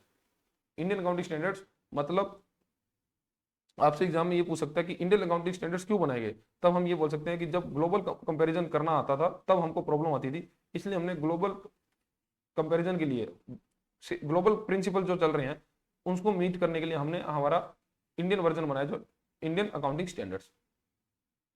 The accounting standards discussed above are not in line with the standards applicable globally. तो जो अकाउंटिंग स्टैंडर्ड्स की हम ऊपर बात करके आए हैं, वो जो अकाउंटिंग स्टैंडर्ड्स हैं वो ग्लोबल जो स्टैंडर्ड्स फॉलो किए जा रहे हैं उसके साथ इन लाइन नहीं है। Which are the international financial reporting standards, और जो ग्लोबली यूज किए जा रहे हैं वो है इंटरनेशनल फाइनेंशियल रिपोर्टिंग स्टैंडर्ड्स। अब ये रिपोर्टिंग स्टैंडर्ड्स जो हैं ये आप किसी भी देश में जाओगे तो यही रिपोर्टिंग स्टैंडर्ड्स फॉलो किए जा रहे हैं, चाहे कनाडा में चले जाओ, चाहे जर्मनी चले जाओ, चाहे फ्रांस चले जाओ। ठीक है, अब इसका फायदा ये है कि जब कोई भी कंपनी किसी भी देश में काम कर रही है तब उसका कंपैरिजन हम हमारे देश की किसी भी कंपनी के साथ इजीली कर सकते हैं, या किसी कोई दो ग्लोबल कंपनी का कंपैरिजन करना है तो हम इजीली कर पाएंगे, जिससे हमको ये पता चलेगा कि उस कंपनी में फाइनेंशियल कंडीशंस क्या है और दूसरी कंपनी में फाइनेंशियल कंडीशन क्या है। अब सपोज करो कि कोई कंपनी है जो इंडिया में काम कर रही है और एक कंपनी जो है वो यूएसए में काम कर रही है। ठीक है, अब ये दोनों कंपनीज के रूल्स जो है वो अलग अलग है अकाउंटिंग सिंक करने के। जैसे कोई कंपनी है जो डेप्रिसिएशन लगा रही है, लेकिन वो डेप्रिसिएशन हर साल एक फिक्स अमाउंट पे लगा रही है, लेकिन अगर कोई यूएसए कंपनी है वो डेप्रिसिएशन लगा रही है लेकिन वो फिक्स अमाउंट पे नहीं लगा रही, वो अपने जो भी उसको लगता है कि कितने परसेंट लगाना चाहिए, उसी हिसाब से वो लगा रही है, मतलब अपनी मर्जी से कोई रेट पे डेप्रिसिएशन लगा रही है। अब होगा क्या, ये इतना ओवर द टाइम इतना बड़ा डिफरेंस हो जाएगा उनके प्रॉफिट की लॉस के अंदर कि हम इस एक क्लियर इमेज नहीं ले पाएंगे दोनों कंपनीज की फाइनेंशियल हेल्थ के अंदर। ठीक है, इसलिए जरूरत यह है कि हम सभी वर्ल्ड वाइड जो है एक ही स्टैंडर्ड को फॉलो करें, इंटरनेशनल फाइनेंशियल रिपोर्टिंग स्टैंडर्ड्स। इसके बेस पर ही हमने हमारा इंडियन अकाउंटिंग स्टैंडर्ड्स को क्रिएट किया है। To make the financial statements of Indian company uniform and comparable with the global companies, Indian accounting standards has been introduce. तो इसीलिए फिर इंडियन अकाउंटिंग स्टैंडर्ड्स को इंट्रोड्यूस किया गया। इंडियन अकाउंटिंग स्टैंडर्ड्स आर एक covered from the IFRS, but they contain certain addition and deletion to make the relevant to Indian economies and legal environment। तो Indian accounting standards के अंदर जो international financial reporting standards हैं उसके आधार पर ही बनाया गया, लेकिन उसके अंदर कुछ सर्टेन एडिशन और डिलीशन किए गए हैं जिससे कि ये जो स्टैंडर्ड्स हैं वो इंडियन इकोनॉमिक और लीगल एनवायरनमेंट के साथ मैच हो पाए। Which company has to follow Indian accounting standards. अब इंडियन अकाउंटिंग स्टैंडर्ड्स को किन कंपनीज को फॉलो करना है ये जरूरी है जानना आपको, क्योंकि इसका क्वेश्चन भी एग्जाम में पूछ सकता है। जैसे अकाउंटिंग स्टैंडर्ड्स तो मैंने ऊपर बात बताया आपको कि अकाउंटिंग स्टैंडर्ड जो फॉलो करना चाह रहे हैं तो उनको ये प्रिंसिपल यूज करने हैं, लेकिन मैंडेटरी किन के लिए है कि जो इंडियन अकाउंटिंग स्टैंडर्ड्स को फॉलो करेंगे। The Ministry of Corporate Affairs has specified the following companies are required to follow Indian accounting standards. तो मिनिस्ट्री ऑफ कॉर्पोरेट अफेयर ने बताया है companies whose equity or debt security are listed on any stock exchange। तो वह company जिसका equity मतलब जिसके shares या डेप्ट सिक्योरिटी मतलब डिबेंचर्स, तो अगर किसी कंपनी के शेयर्स, डिबेंचर्स या बॉन्ड्स ये सभी स्टॉक मार्केट पर लिस्ट हैं, तब उन कंपनीज को इंडियन अकाउंटिंग स्टैंडर्ड्स को फॉलो करना है। ठीक है, तो ये आपको ध्यान रखना है। देन अगर कोई अनलिस्टेड कंपनी है, अनलिस्टेड कंपनी उसको बोला जाता है जो किसी भी स्टॉक एक्सचेंज पर लिस्ट नहीं है। ठीक है, तो अगर कोई अनलिस्टेड कंपनी है तो उस कंपनी की अगर नेटवर्थ 250 करोड़ या उससे ज्यादा है तब उस कंपनी को भी इंडियन अकाउंटिंग स्टैंडर्ड्स को फॉलो करना है। ये याद रखना आपको, क्योंकि एग्जाम के अंदर पूछ सकता है कि इंडियन अकाउंटिंग स्टैंडर्ड्स को फॉलो करने के क्या क्या रूल हैं, कौन कंपनी उसको फॉलो करेंगी। तो आपको ध्यान आपको बताना है कि इक्विटी और डेब्ट सिक्योरिटी अगर किसी कंपनी की स्टॉक मार्केट पे लिस्ट है तब वो company Indian accounting standard follow करेगी, और अगर कोई अनलिस्टेड कंपनी है तो उसकी नेटवर्थ अगर 250 करोड़ से या उससे ज्यादा है तब उसको फॉलो करना है। देन होल्डिंग सब्सिडरी और joint venture and associate companies of the companies covered above. और अगर कोई कंपनी जो स्टॉक मार्केट लिस्ट है और या कोई अनलिस्टेड कंपनी जिसकी नेटवर्थ 250 करोड़ या उससे ज्यादा है, ठीक है, तो उनकी कोई होल्डिंग कंपनी है, मतलब वो कोई पेरेंट कंपनी हो जिसने जो कि मेजोरिटी होल्ड करती है दूसरी कंपनी में, या उनकी कोई सब्सिडरी है, या उन्होंने किसी के साथ मिलकर जॉइंट वेंचर बनाया है, या उनकी कोई भी एसोसिएट्स कंपनी है, तो उन सभी कंपनीज को इंडियन अकाउंटिंग स्टैंडर्ड्स को फॉलो करना है। फॉर एग्जांपल जैसे एसबीआई है, अब एसबीआई की सब्सिडरीज हैं एसबीआई कैपिटल, ठीक है, एसबीआई कार्ड्स जिसके थ्रू एसबीआई क्रेडिट कार्ड का बिजनेस करता है, एसबीआई कैपिटल के थ्रू वो डीमेट जो सर्विस देता है। तो ये जो कंपनीज हैं इनको भी इंडियन अकाउंटिंग स्टैंडर्ड्स को फॉलो करना होगा, और भले ही उनका जो नेटवर्थ है चाहे वो स्टॉक मार्केट लिस्ट ना हो और चाहे उनकी जो अनलिस्टेड कंपनी की नेटवर्थ है तो 250 करोड़ से कम भी होगी, लेकिन वो अगर उनकी पेरेंट कंपनी अगर स्टॉक मार्केट पर लिस्ट है और वो उसकी नेटवर्थ 250 करोड़ उससे ज्यादा है तो उनकी सब्सिडीज को भी इंडियन अकाउंटिंग स्टैंडर्ड्स को फॉलो करना होगा। All other companies are required to follow the accounting standards issued by ICAI। और इसके अलावा जो कंपनी बच जाएंगी उनके लिए जरूरी होगा कि वो अकाउंटिंग स्टैंडर्ड्स को फॉलो करें। देखो अकाउंटिंग स्टैंडर्ड्स मतलब कि आप डोमेस्टिकली अकाउंटिंग कर रहे हो, लेकिन अगर आप ग्लोबल कंपैरिजन करना चाहो तो आपको फॉलो करने का इंडियन अकाउंटिंग स्टैंडर्ड्स। ठीक है, बस इतना ही फर्क है, क्योंकि इंडियन अकाउंटिंग स्टैंडर्ड्स की इसलिए जरूरत है क्योंकि हम जब ग्लोबल कंपनी से कंपैरिजन करेंगे तब उसमें आसानी होगी, इसलिए ही इंडियन अकाउंटिंग स्टैंडर्ड्स को बनाया गया। अब हम बात करते हैं implementation of Indian accounting standard for banks. तो बैंक्स के ऊपर इंडियन अकाउंटिंग स्टैंडर्ड्स को किस प्रकार से फॉलो किया जा रहा है, तो आपको बताना चाहूंगा कि जैसे आरबीआई ने ना इंडियन अकाउंटिंग स्टैंडर्ड्स को बैंक पे फॉलो करने के लिए अभी रोक लगाई हुई है। मतलब अभी इंडियन जो बैंक्स हैं वो अकाउंटिंग स्टैंडर्ड्स को फॉलो करेंगे लेकिन इंडियन अकाउंटिंग स्टैंडर्ड्स को फॉलो नहीं करेंगे। इसकी वजह यह है क्योंकि इंडियन अकाउंटिंग स्टैंडर्ड्स जो है इंडियन अकाउंटिंग स्टैंडर्ड्स के जो प्रिंसिपल्स हैं वो ये कहते हैं कि हमको हमारी फाइनेंशियल एसेट्स का क्लासिफिकेशन एक तो स्ट्रिंजेंट तरीके से करना होगा, मतलब एक बताना होगा कि हम हमारा जो एसेट्स क्लासिफिकेशन एसेट्स जो क्रिएट कर रहे हैं उसका वो लॉन्ग टर्म के लिए है, शॉर्ट टर्म के लिए है, ट्रेडिंग बेस के लिए है। ठीक है, दूसरा ये है कि जो लॉस, जो बिजनेस के अंदर जो भी लॉस है, अगर बिजनेसमैन को ये लग रहा है कि वो लॉस होने वाला है, ठीक है, तो उसके लिए पहले से ही प्रोविजन करके चलना होगा। प्रोविजन मतलब कि उतना कुछ पैसा जो है वो अपने प्रॉफिट से अलग रखना होगा कि फ्यूचर के अंदर अगर वो लॉस होता है तो वो उस पैसे से अपना जो फाइनेंशियल को मेंटेन कर पाए, मतलब कि उसको लॉस इतना इफेक्ट ना करे उसके बिजनेस को। ठीक है, तो लेकिन प्रॉब्लम ये है क्योंकि बैंक्स के अंदर हम जानते हैं कि पैसा जो है बैड डेब्ट्स हो जाते हैं, मतलब लोन एनपीए हो जाता है। ठीक है, और अगर एनपीए के बाद तो हमारा जो प्रोविजनिंग है वो तो हमको करनी होती है, मतलब हमको पैसा जो अलग से रखना होता है। ठीक है, लेकिन एनपीए होने से पहले अगर कोई व्यक्ति आके बैंक को बोलता है कि मैं बहुत स्ट्रेस से निकल रहा हूँ और मैं पैसा आपको टाइमली नहीं दे पाऊंगा, तब उसी समय ही बैंक को उसका प्रोविजन करना पड़ेगा। मतलब सब्सटीट्यूट एसेट्स का ही सब्सटीट्यूट एसेट, सब स्टैंडर्ड एसेट्स का तो हम एनपीए के अंदर प्रोविजन करती हैं। स्टैंडर्ड एसेट्स का मतलब ऐसी एसेट्स जो कि पहले हमको लोन की ईएमआई हमको टाइमली मिल रही थी, लेकिन बाद में उसने हमको ये बताया कि मैं अगले महीने से नहीं दे पाऊंगा, तो हमको उसका प्रोविजन भी पहले से ही करना होगा। ठीक है, ये एनपीए की बात, हम एनपीए का पूरा चैप्टर है रिटेल बैंकिंग उसमें पढ़ेंगे, तो उसमें घबराने की बात नहीं है। अभी आप ये समझ लो कि पहले बैंक को क्या करना होता था कि एनपीए की जो अगर कोई अकाउंट एनपीए हो जाता था तो बैंक को उसके लिए प्रोविजनिंग करनी पड़ती थी, और उस प्रोविजनिंग का मतलब ये है कि कुछ पैसा प्रॉफिट से निकालकर अलग रखना पड़ता था। लेकिन न्यू अगर हम अकाउंटिंग स्टैंडर्ड को इंडियन अकाउंटिंग स्टैंडर्ड्स को फॉलो करें तो उसका प्रिंसिपल ये बोलता है कि हमको पहले से ही हमारी जो एसेट्स अगर ऐसा लग रहा है कि फ्यूचर के अंदर लॉस हो सकती है एनपीए होने से पहले, तभी उसका हमको प्रोविजन करना होगा। इसीलिए जो बैंक ने है बाहर रखा गया है, बैंकों के ऊपर आरबीआई ने बाहर रखा है इंडियन इकोनॉमिक स्टैंडर्ड्स को फॉलो करने के लिए, क्योंकि इसके लिए जो एक लेजिस्लेटिव चेंजेस करने पड़ेंगे बैंकिंग रेगुलेशन एक्ट 1949 के अंदर, उसमें चेंजेस लाने पड़ेंगे। The RBI has deferred the implementation of Indian accounting standard for banks till until further notice, क्योंकि फर्दर नोटिस तक आरबीआई ने इसको डेफर्ड कर रखा है। It requires certain legislative changes in the format of bank financial statements prescribed in the banking regulation act 1949।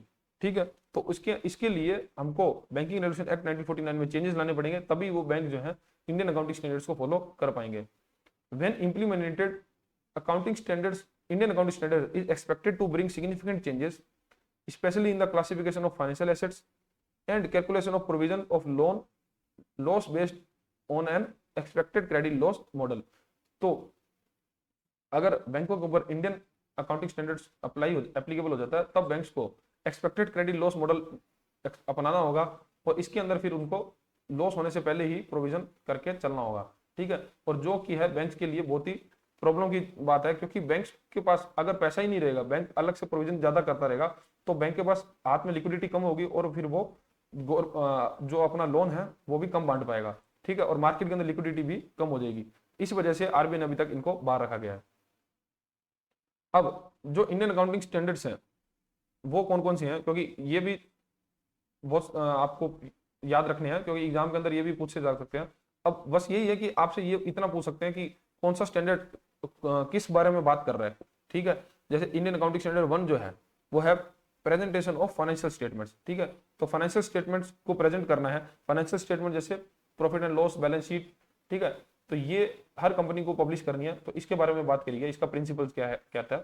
ठीक है, इस प्रकार से ये इंडियन अकाउंटिंग स्टैंडर्ड्स हैं, और आपको मैं वही बताऊंगा जो इंपॉर्टेंट है, बाकी आप पढ़ना चाहो तो सारे पढ़ सकते हो, लेकिन आपके जो एग्जाम के लिए, जो जीएबी की एग्जाम के लिए आपके जो इंपॉर्टेंट है, मैं उसके बारे में आपको बता देता हूँ।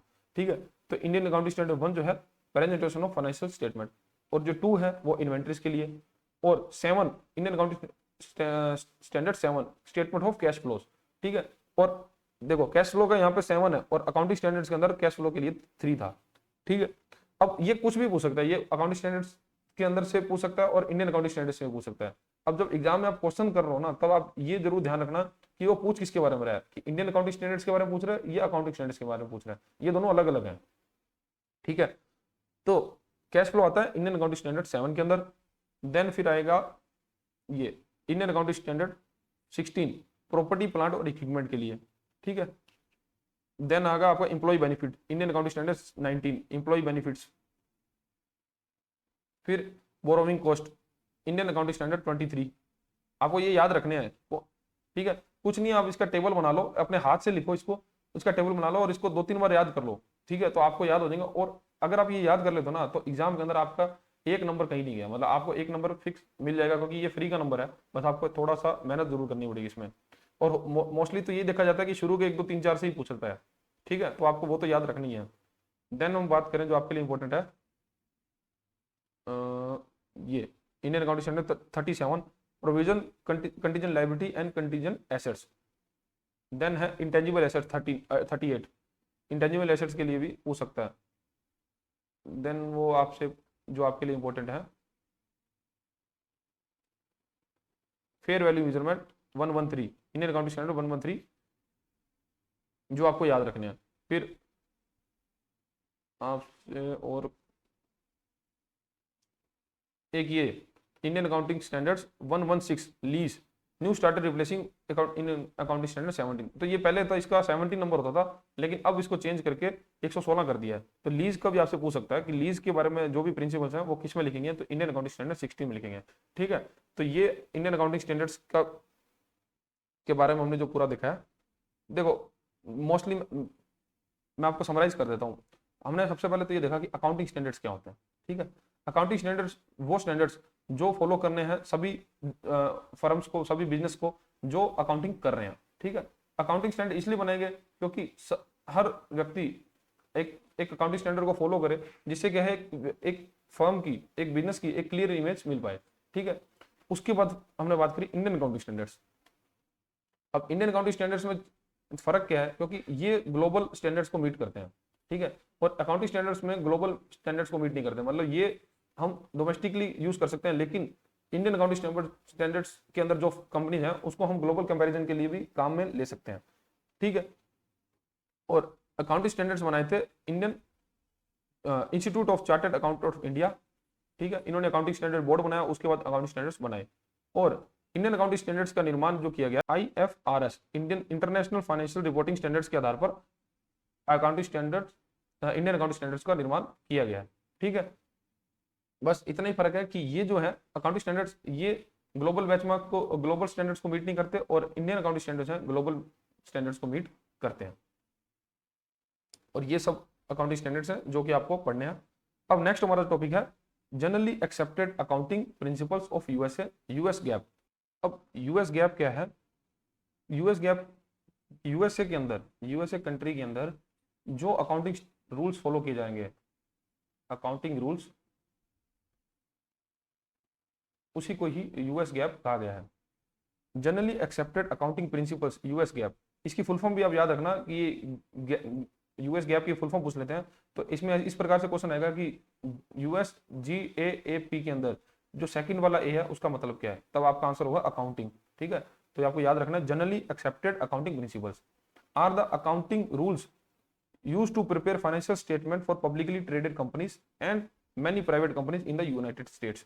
तो यूएसए के अंदर जो स्टॉक मार्केट से लिस्टेड कंपनी है, पब्लिकली ट्रेडेड कंपनी है, और जो प्राइवेट, कुछ बहुत सारी प्राइवेट कंपनीज हैं, तो उनके लिए फाइनेंशियल स्टेटमेंट जो उनको बनाने के लिए जो रूल्स हैं, वो रूल्स को ही यूएस गैप कहा जाता है। जैसे अपने अकाउंटिंग स्टैंडर्ड्स कहते हैं, उनके यूएस गैप कहते हैं, ठीक है। They have been adopted by the US Security and Exchange Commission. The main purpose of the US GAAP is to bring transparency, consistency to financial reporting। तो इसका मेन पर्पज ये है कि जो यूएसए की कंपनीज फाइनेंशियल स्टेटमेंट प्रेजेंट कर रही हैं, तो उसमें ट्रांसपेरेंसी है और कंसिस्टेंसी है। कंसिस्टेंसी मतलब कि वो लगातार हर साल अपना जो फाइनेंशियल रिकॉर्ड्स हैं वो पब्लिकली पब्लिश करें, ठीक है। तो ये है यूएस गैप। अब ये बस आपको बताने के लिए, क्योंकि ये एग्जाम के अंदर पूछ सकता है कि यूएस गैप क्या होता है, ठीक है, और आपका ये सब्जेक्ट टॉपिक भी है तो आपके चैप्टर के अंदर। नेक्स्ट है overview of IFRS।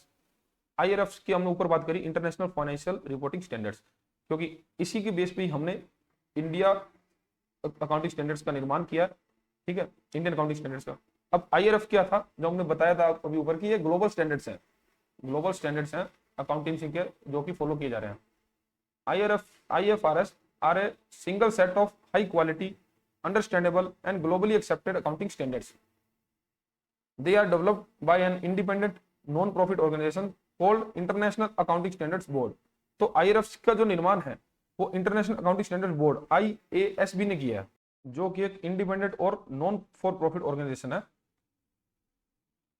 The goal of IFRS is to provide a common global language for business affairs so that company accounts are understandable और comparable across international boundaries। तो IFRS का मेन गोल यही है कि पूरे globe में, पूरे world wide एक कॉमन ग्लोबल लैंग्वेज हो, किसके लिए? अकाउंटेंसी के लिए। और कंपनी, कोई भी कंपनी अगर कंपैरिजन करना चाहे अपने फाइनेंशियल्स का तो वो इजीली कर पाए। ठीक है, इसके लिए ही IFRS का निर्माण किया गया, इंटरनेशनल फाइनेंशियल रिपोर्टिंग स्टैंडर्ड्स। और इसको बनाया किसने? इंटरनेशनल अकाउंटिंग स्टैंडर्ड्स बोर्ड ने। ठीक है, इसी के बेस पे इंडिया ने अपना इंडियन अकाउंटिंग स्टैंडर्ड्स का निर्माण किया है। अब यूएस गैप और IFRS में डिफरेंस क्या है? यूएस गैप और IFRS, देखो मेजर डिफरेंस ये कि ये यूएसए ने बनाया है, ये यूएस के अंदर यूएस गैप यूज होता है, और IFRS जो है बाकी जो ग्लोबल कंट्रीज हैं वो यूज करती हैं।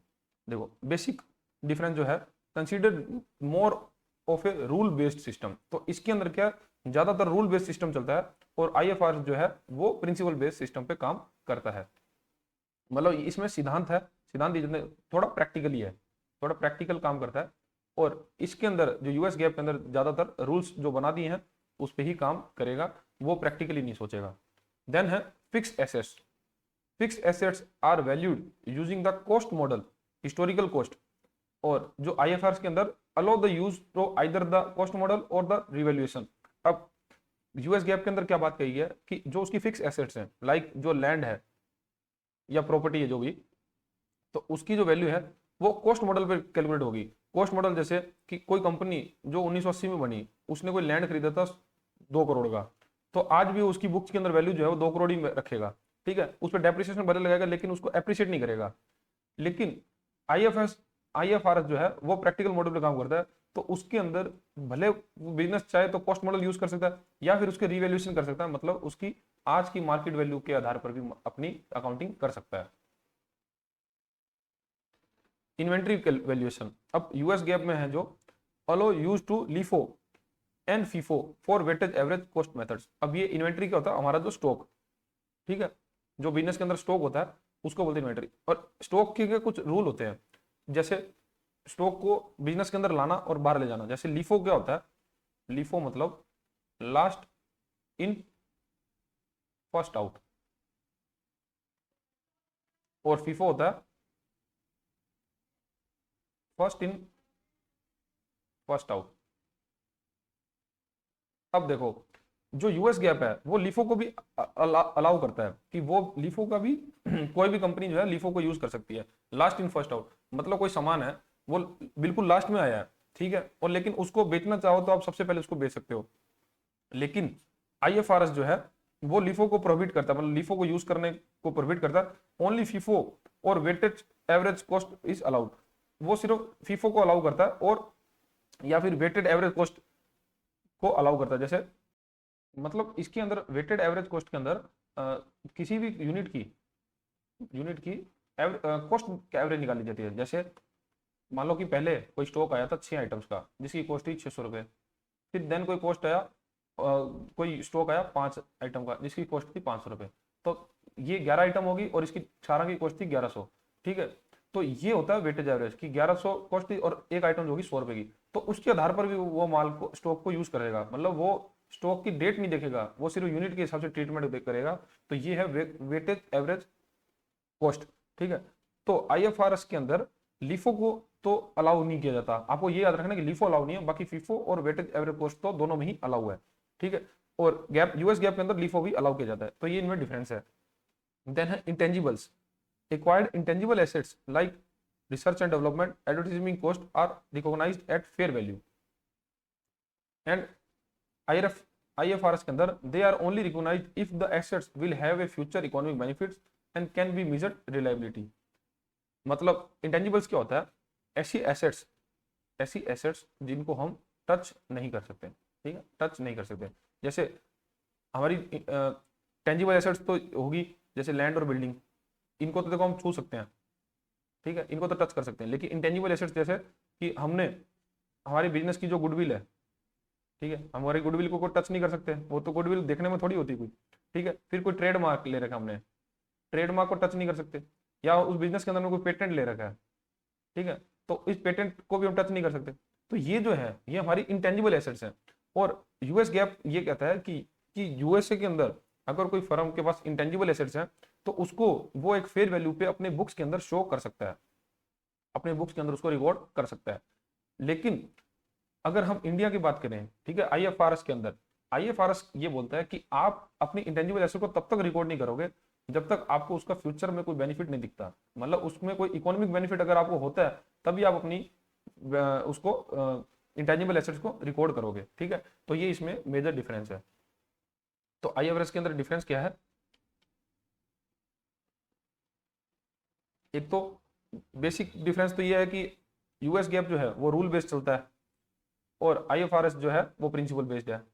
उसके बाद फिक्स एसेट्स को यहाँ पर कॉस्ट मॉडल पे कैलकुलेट किया जाता है यूएस गैप के अंदर, और आईएफआरएस के अंदर उसको रिवैल्यूएशन भी कर सकते हैं और कॉस्ट मॉडल दोनों पे ही जो उसकी मर्जी है वो कर सकता है, ठीक है। जो अकाउंटेंट करना चाहे वो उसको कर सकता है, इसमें उसको छूट रहेगी। इन्वेंट्री के अंदर जो यूएस गैप के अंदर लिफो अलाउ किया जाता है और आईएफआरएस के अंदर लिफो जो है अलाउ नहीं किया जाता। और इंटेंजिबल्स के अंदर यूएस गैप के लिए इंटेंजिबल एसेट्स को रिकॉग्नाइज कर सकते हैं फेयर वैल्यू पर, लेकिन आईएफआरएस के अंदर जब तक इकोनॉमिक बेनिफिट नहीं होगा तब तक हम उसको हम बुक्स के अंदर शो नहीं करेंगे। नेक्स्ट हमारा टॉपिक है ट्रांसफर प्राइसिंग। ट्रांसफर प्राइसिंग, देखो ट्रांसफर प्राइसिंग क्या होता है ना, सपोज करो कोई ये कंपनी है, ठीक है, कोई बड़ी कंपनी जैसे बैंक है, ठीक है। अब बैंक की वेरियस सब्सिडरीज हैं,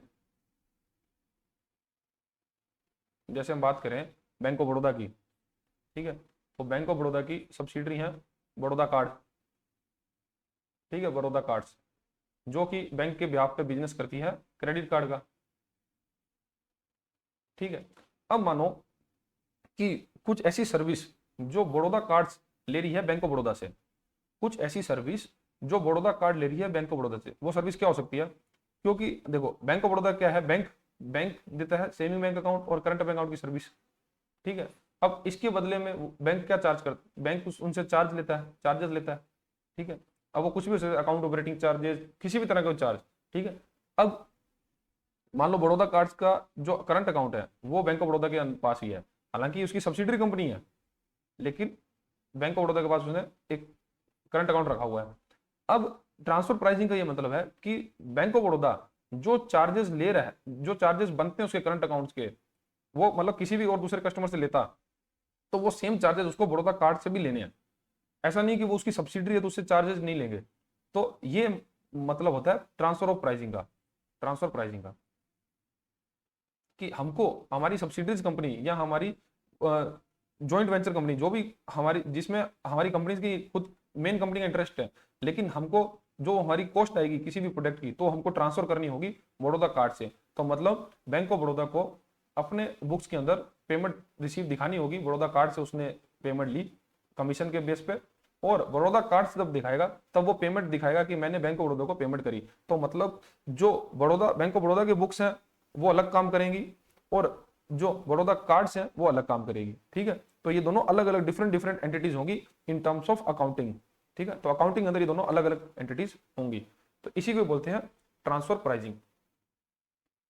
transfer pricing refer to the pricing of goods and service that are exchange within multi dimensional organisation, की मल्टी डायमेंशनल ऑर्गेनाइजेशन तो उसमें भी ट्रांसफर प्राइसिंग होगी। और बैंक के केस में ये भी होता है, देखो बैंक के केस में ये भी होगा कि जैसे बैंक की कोई ब्रांच है, बैंक की कोई ब्रांच है ए, ठीक है। अब बैंक की ए ब्रांच के पास जो है फंड्स हैं जो ज्यादा हैं, ठीक है, फंड्स जो है वो ज्यादा है, मतलब कि उसको फंड की कस्टमर के द्वारा फंड की डिमांड नहीं है for the purpose of loan, ठीक है, तो एक्स्ट्रा फंड पड़े हैं। अब मान लो बैंक बी है, ब्रांच बी है कोई जिसके पास फंड की कमी है, उसको फंड्स की जरूरत है, ठीक है, उसके पास जो है फंड की डिमांड जो है ज्यादा हो रही है, तो उसके फंड की जरूरत है। तब क्या होगा इस कंडीशन में कि जो बैंक ब्रांच ए है ना वो अपना फंड जो है वो ब्रांच बी को ट्रांसफर कर देगी, ठीक है। ब्रांच ए अपना फंड जो है ब्रांच बी को ट्रांसफर कर देगी और इसके बदले जो इंटरेस्ट चार्ज करना है वो इंटरेस्ट चार्ज करेगी ब्रांच बी से, ठीक है। तो मतलब ब्रांच ए और ब्रांच बी एक दूसरे को अलग अलग एंटिटीज देखेंगी। इसका फायदा ये है कि इससे क्लियर इमेज मिलती है कि ब्रांच ए ने टोटल पूरे साल में कितना बिजनेस किया और क्या प्रॉफिट कमाया, और ब्रांच बी का प्रॉफिट एंड लॉस क्या था। ठीक है, तो इसलिए जो है अपने ऑर्गेनाइजेशन के अंदर भी transfer of costing, transfer of pricing किया जाता है। For example, when the production division of a company sells goods to its marketing division, or when a parent company sells goods to the foreign subsidiary, a transfer price is used to determine the cost. और example के लिए जैसे मैं आपको बता ही दूं कि अगर कोई सेल कंपनी है जो अपने मार्केट डिवीजन को कोई सामान बेचती है, तब उसको मार्केट डिवीजन से पैसा लेना होगा, मतलब उसको ट्रांसफर जो है प्राइस का जो ट्रांसफर करना होगा। पैसा लेना का मतलब नहीं है, लेकिन उसकी जो बुक्स के अंदर दिखाया जाएगा कि ये मैंने कोई सामान हमारी दूसरी डिवीजन को दिया है। This is very important for multinational corporation because the choice of the transfer pricing can affect how the total profit is divided among the part of the company in different countries. अब ये जरूरी इसलिए है, अगर कोई अगर कोई company India में काम कर रही है और उसकी कोई सब्सिडरी है जो यूएसए में काम कर रही है, ठीक है, अगर कोई कंपनी इंडिया में काम कर रही है और उसकी सब्सिडरी जो यूएसए में काम कर रही है, अब अगर इंडिया वाले ने कोई सामान भेजा यूएसए की कंपनी को, अपनी सब्सिडरी को, तो उसको ट्रांसफर प्राइसिंग अगर उसने नहीं किया, तब होगा क्या कि जो कॉस्ट आएगी वो इंडिया की कंपनी बियर कर लेगी। ठीक है, और इंडिया की कंपनी अगर बियर करेगी तो इंडिया के अंदर उसका प्रॉफिट जो है वो कम हो जाएगा, और इंडिया के अंदर उसका प्रॉफिट अगर कम होगा तो इंडियन की जो अथॉरिटीज हैं, जो टैक्स अथॉरिटीज हैं, उनके पास उस प्रॉफिट पे टैक्स कैलकुलेट होगा, तो टैक्स भी कम जाएगा। तो इंडियन गवर्नमेंट ये नहीं चाहती कि हमारा टैक्स का भी लॉस हो, इसीलिए अकाउंटिंग के अंदर ट्रांसफर प्राइसिंग का रूल रखा गया है कि प्राइसिंग जो है वो ट्रांसफर करनी जरूरी है। अब अगर हम प्राइसिंग ट्रांसफर कर देंगे यूएसए के अंदर, तो यूएसए के अंदर उसका प्रॉफिट कम होगा, लेकिन इंडिया वाला तो अपना सेल दिखाएगा ना कि मैंने अपना सामान बेचा है जो यूएसए को सेल किया। ठीक है, तो इस प्रकार से ट्रांसफर प्राइसिंग करनी जरूरी है, और मल्टीनेशनल कंपनीज के लिए तो ये बहुत ही ज्यादा आवश्यक हो जाता है। This has led to the rise of transfer pricing regulation as government seek to prevent companies from shifting their profit to tax low tax countries to reduce their overall tax bill. और company इसमें companies ये फायदा उठाती हैं कि companies क्या करती हैं कि अपना जो जहां पर जिस कंट्रीज में टैक्स ज्यादा है, जैसे इंडिया में अंदर अगर टैक्स ज्यादा है तो वो अपना सामान ज्यादा शिफ्ट कर देंगी यूएसए के अंदर, जिससे कि वो बेनिफिट ले पाएंगी कि यूएसए के अंदर उसको टैक्स जो है कम लगेगा। लेकिन तभी जो है गवर्नमेंट इस चीज को रोकना चाहती है कि मतलब कंपनी जो है टैक्स की चोरी ना करें। अब मोस्ट जो कंट्रीज हैं इसके अंदर कुछ प्रिंसिपल्स हैं जिसके अंदर ट्रांसफर प्राइस होता है। तो इसमें most countries enforce tax laws based on the arm length principle. तो ज्यादातर जो कंट्रीज हैं वो जो टैक्स कैलकुलेट करती हैं वो आर्म लेंथ प्रिंसिपल पर काम कैलकुलेट किया जाता है। अब वो क्या होता है वो देखते हैं हम। Arm length price, this is the price at which two unrelated parties would agree to transaction. Tax authorities required that the transfer price used between related parties within a company should be the same as the arm length price। अब ये क्या कहना चाह रहा है ये समझते हैं। जैसे मानो इंडिया के अंदर कोई कंपनी काम कर रही है, ठीक है, और उसी की एक और कंपनी है जो बाहर काम करती है, मान लो कि जापान में काम कर रही है, ठीक है। अब ये अपनी सब्सिडरी को सामान बेच रहा है। अब मानो कि इंडिया के अंदर कोई ये इंडियन कंपनी इंडियन कस्टमर को कोई सामान जो मार्केट प्राइस पे दे रही है, मानो कि वो सामान जो था कि मानो ये कार है, इंडियन कंपनी जो कार बेचती है और वो इंडियन कंपनी जापान में जाके कार बेच रही है। अब वो कार की अगर कॉस्ट आती है 3 लाख, ठीक है, लेकिन इंडियन मार्केट के अंदर वो कार बेची जाती है 5 लाख के अंदर, ठीक है। अब इंडियन कंज्यूमर जो है वो 5 लाख में उस कार को खरीदेगा, और मान लो इंडियन कंपनी की कॉस्ट 3 लाख आ रही है और वो जापान की सब्सिडरी को अपने को 3 लाख में ही डिलीवर कर रही है। अब इसमें ये प्रॉब्लम है कि अगर इंडियन कंपनी सेल जो दिखाएगी वो सेल दिखाएगी 3 लाख की, लेकिन वो कार की एक्चुअल मार्केट प्राइस क्या थी 5 लाख। अब गवर्नमेंट अगर 5 लाख की अगर वो कार बेचता तो गवर्नमेंट के पास क्या आता, जीएसटी ज्यादा आता, मतलब टैक्स क्या है, टैक्स कलेक्शन जो है गवर्नमेंट को ज्यादा होता। लेकिन अगर वो सेल ही जापान की कंपनी को 3 लाख की दिखाएगा तब गवर्नमेंट के पास टैक्स रिवेन्यू जो होगा कम हो जाएगा। तब जो वेरियस कंट्रीज हैं वो कंट्रीज फिर आर्म लेंथ प्राइस रूल क्या बोलता है कि आपको जब आप अपनी सब्सिडीज को भी कोई सामान ट्रांसफर कर रहे हो तब आपको उसी प्राइस पे लेना जो कि मार्केट वैल्यू है, जो कि 3 लाख नहीं, जो कि 5 लाख है। तब यहाँ पर इंडियन कंपनी जो अपनी सब्सिडरी जापान में कंपनी को जो सामान बेचेगी, तब उसको 3 लाख नहीं, उसको 5 लाख पे कैलकुलेट करेगी। तो ये है हमारा आर्म लेंथ प्रिंसिपल, ठीक है। और ट्रांसफर प्राइसिंग इन बैंकिंग, और बैंकिंग के अंदर ट्रांसफर प्राइसिंग कैसे होता है? In the context of banking, transfer pricing is used to evaluate the performance of branches. It is the internal interest rate that the branch and with the surplus funds charges to the branch with the deficit of funds when transferring funds between them.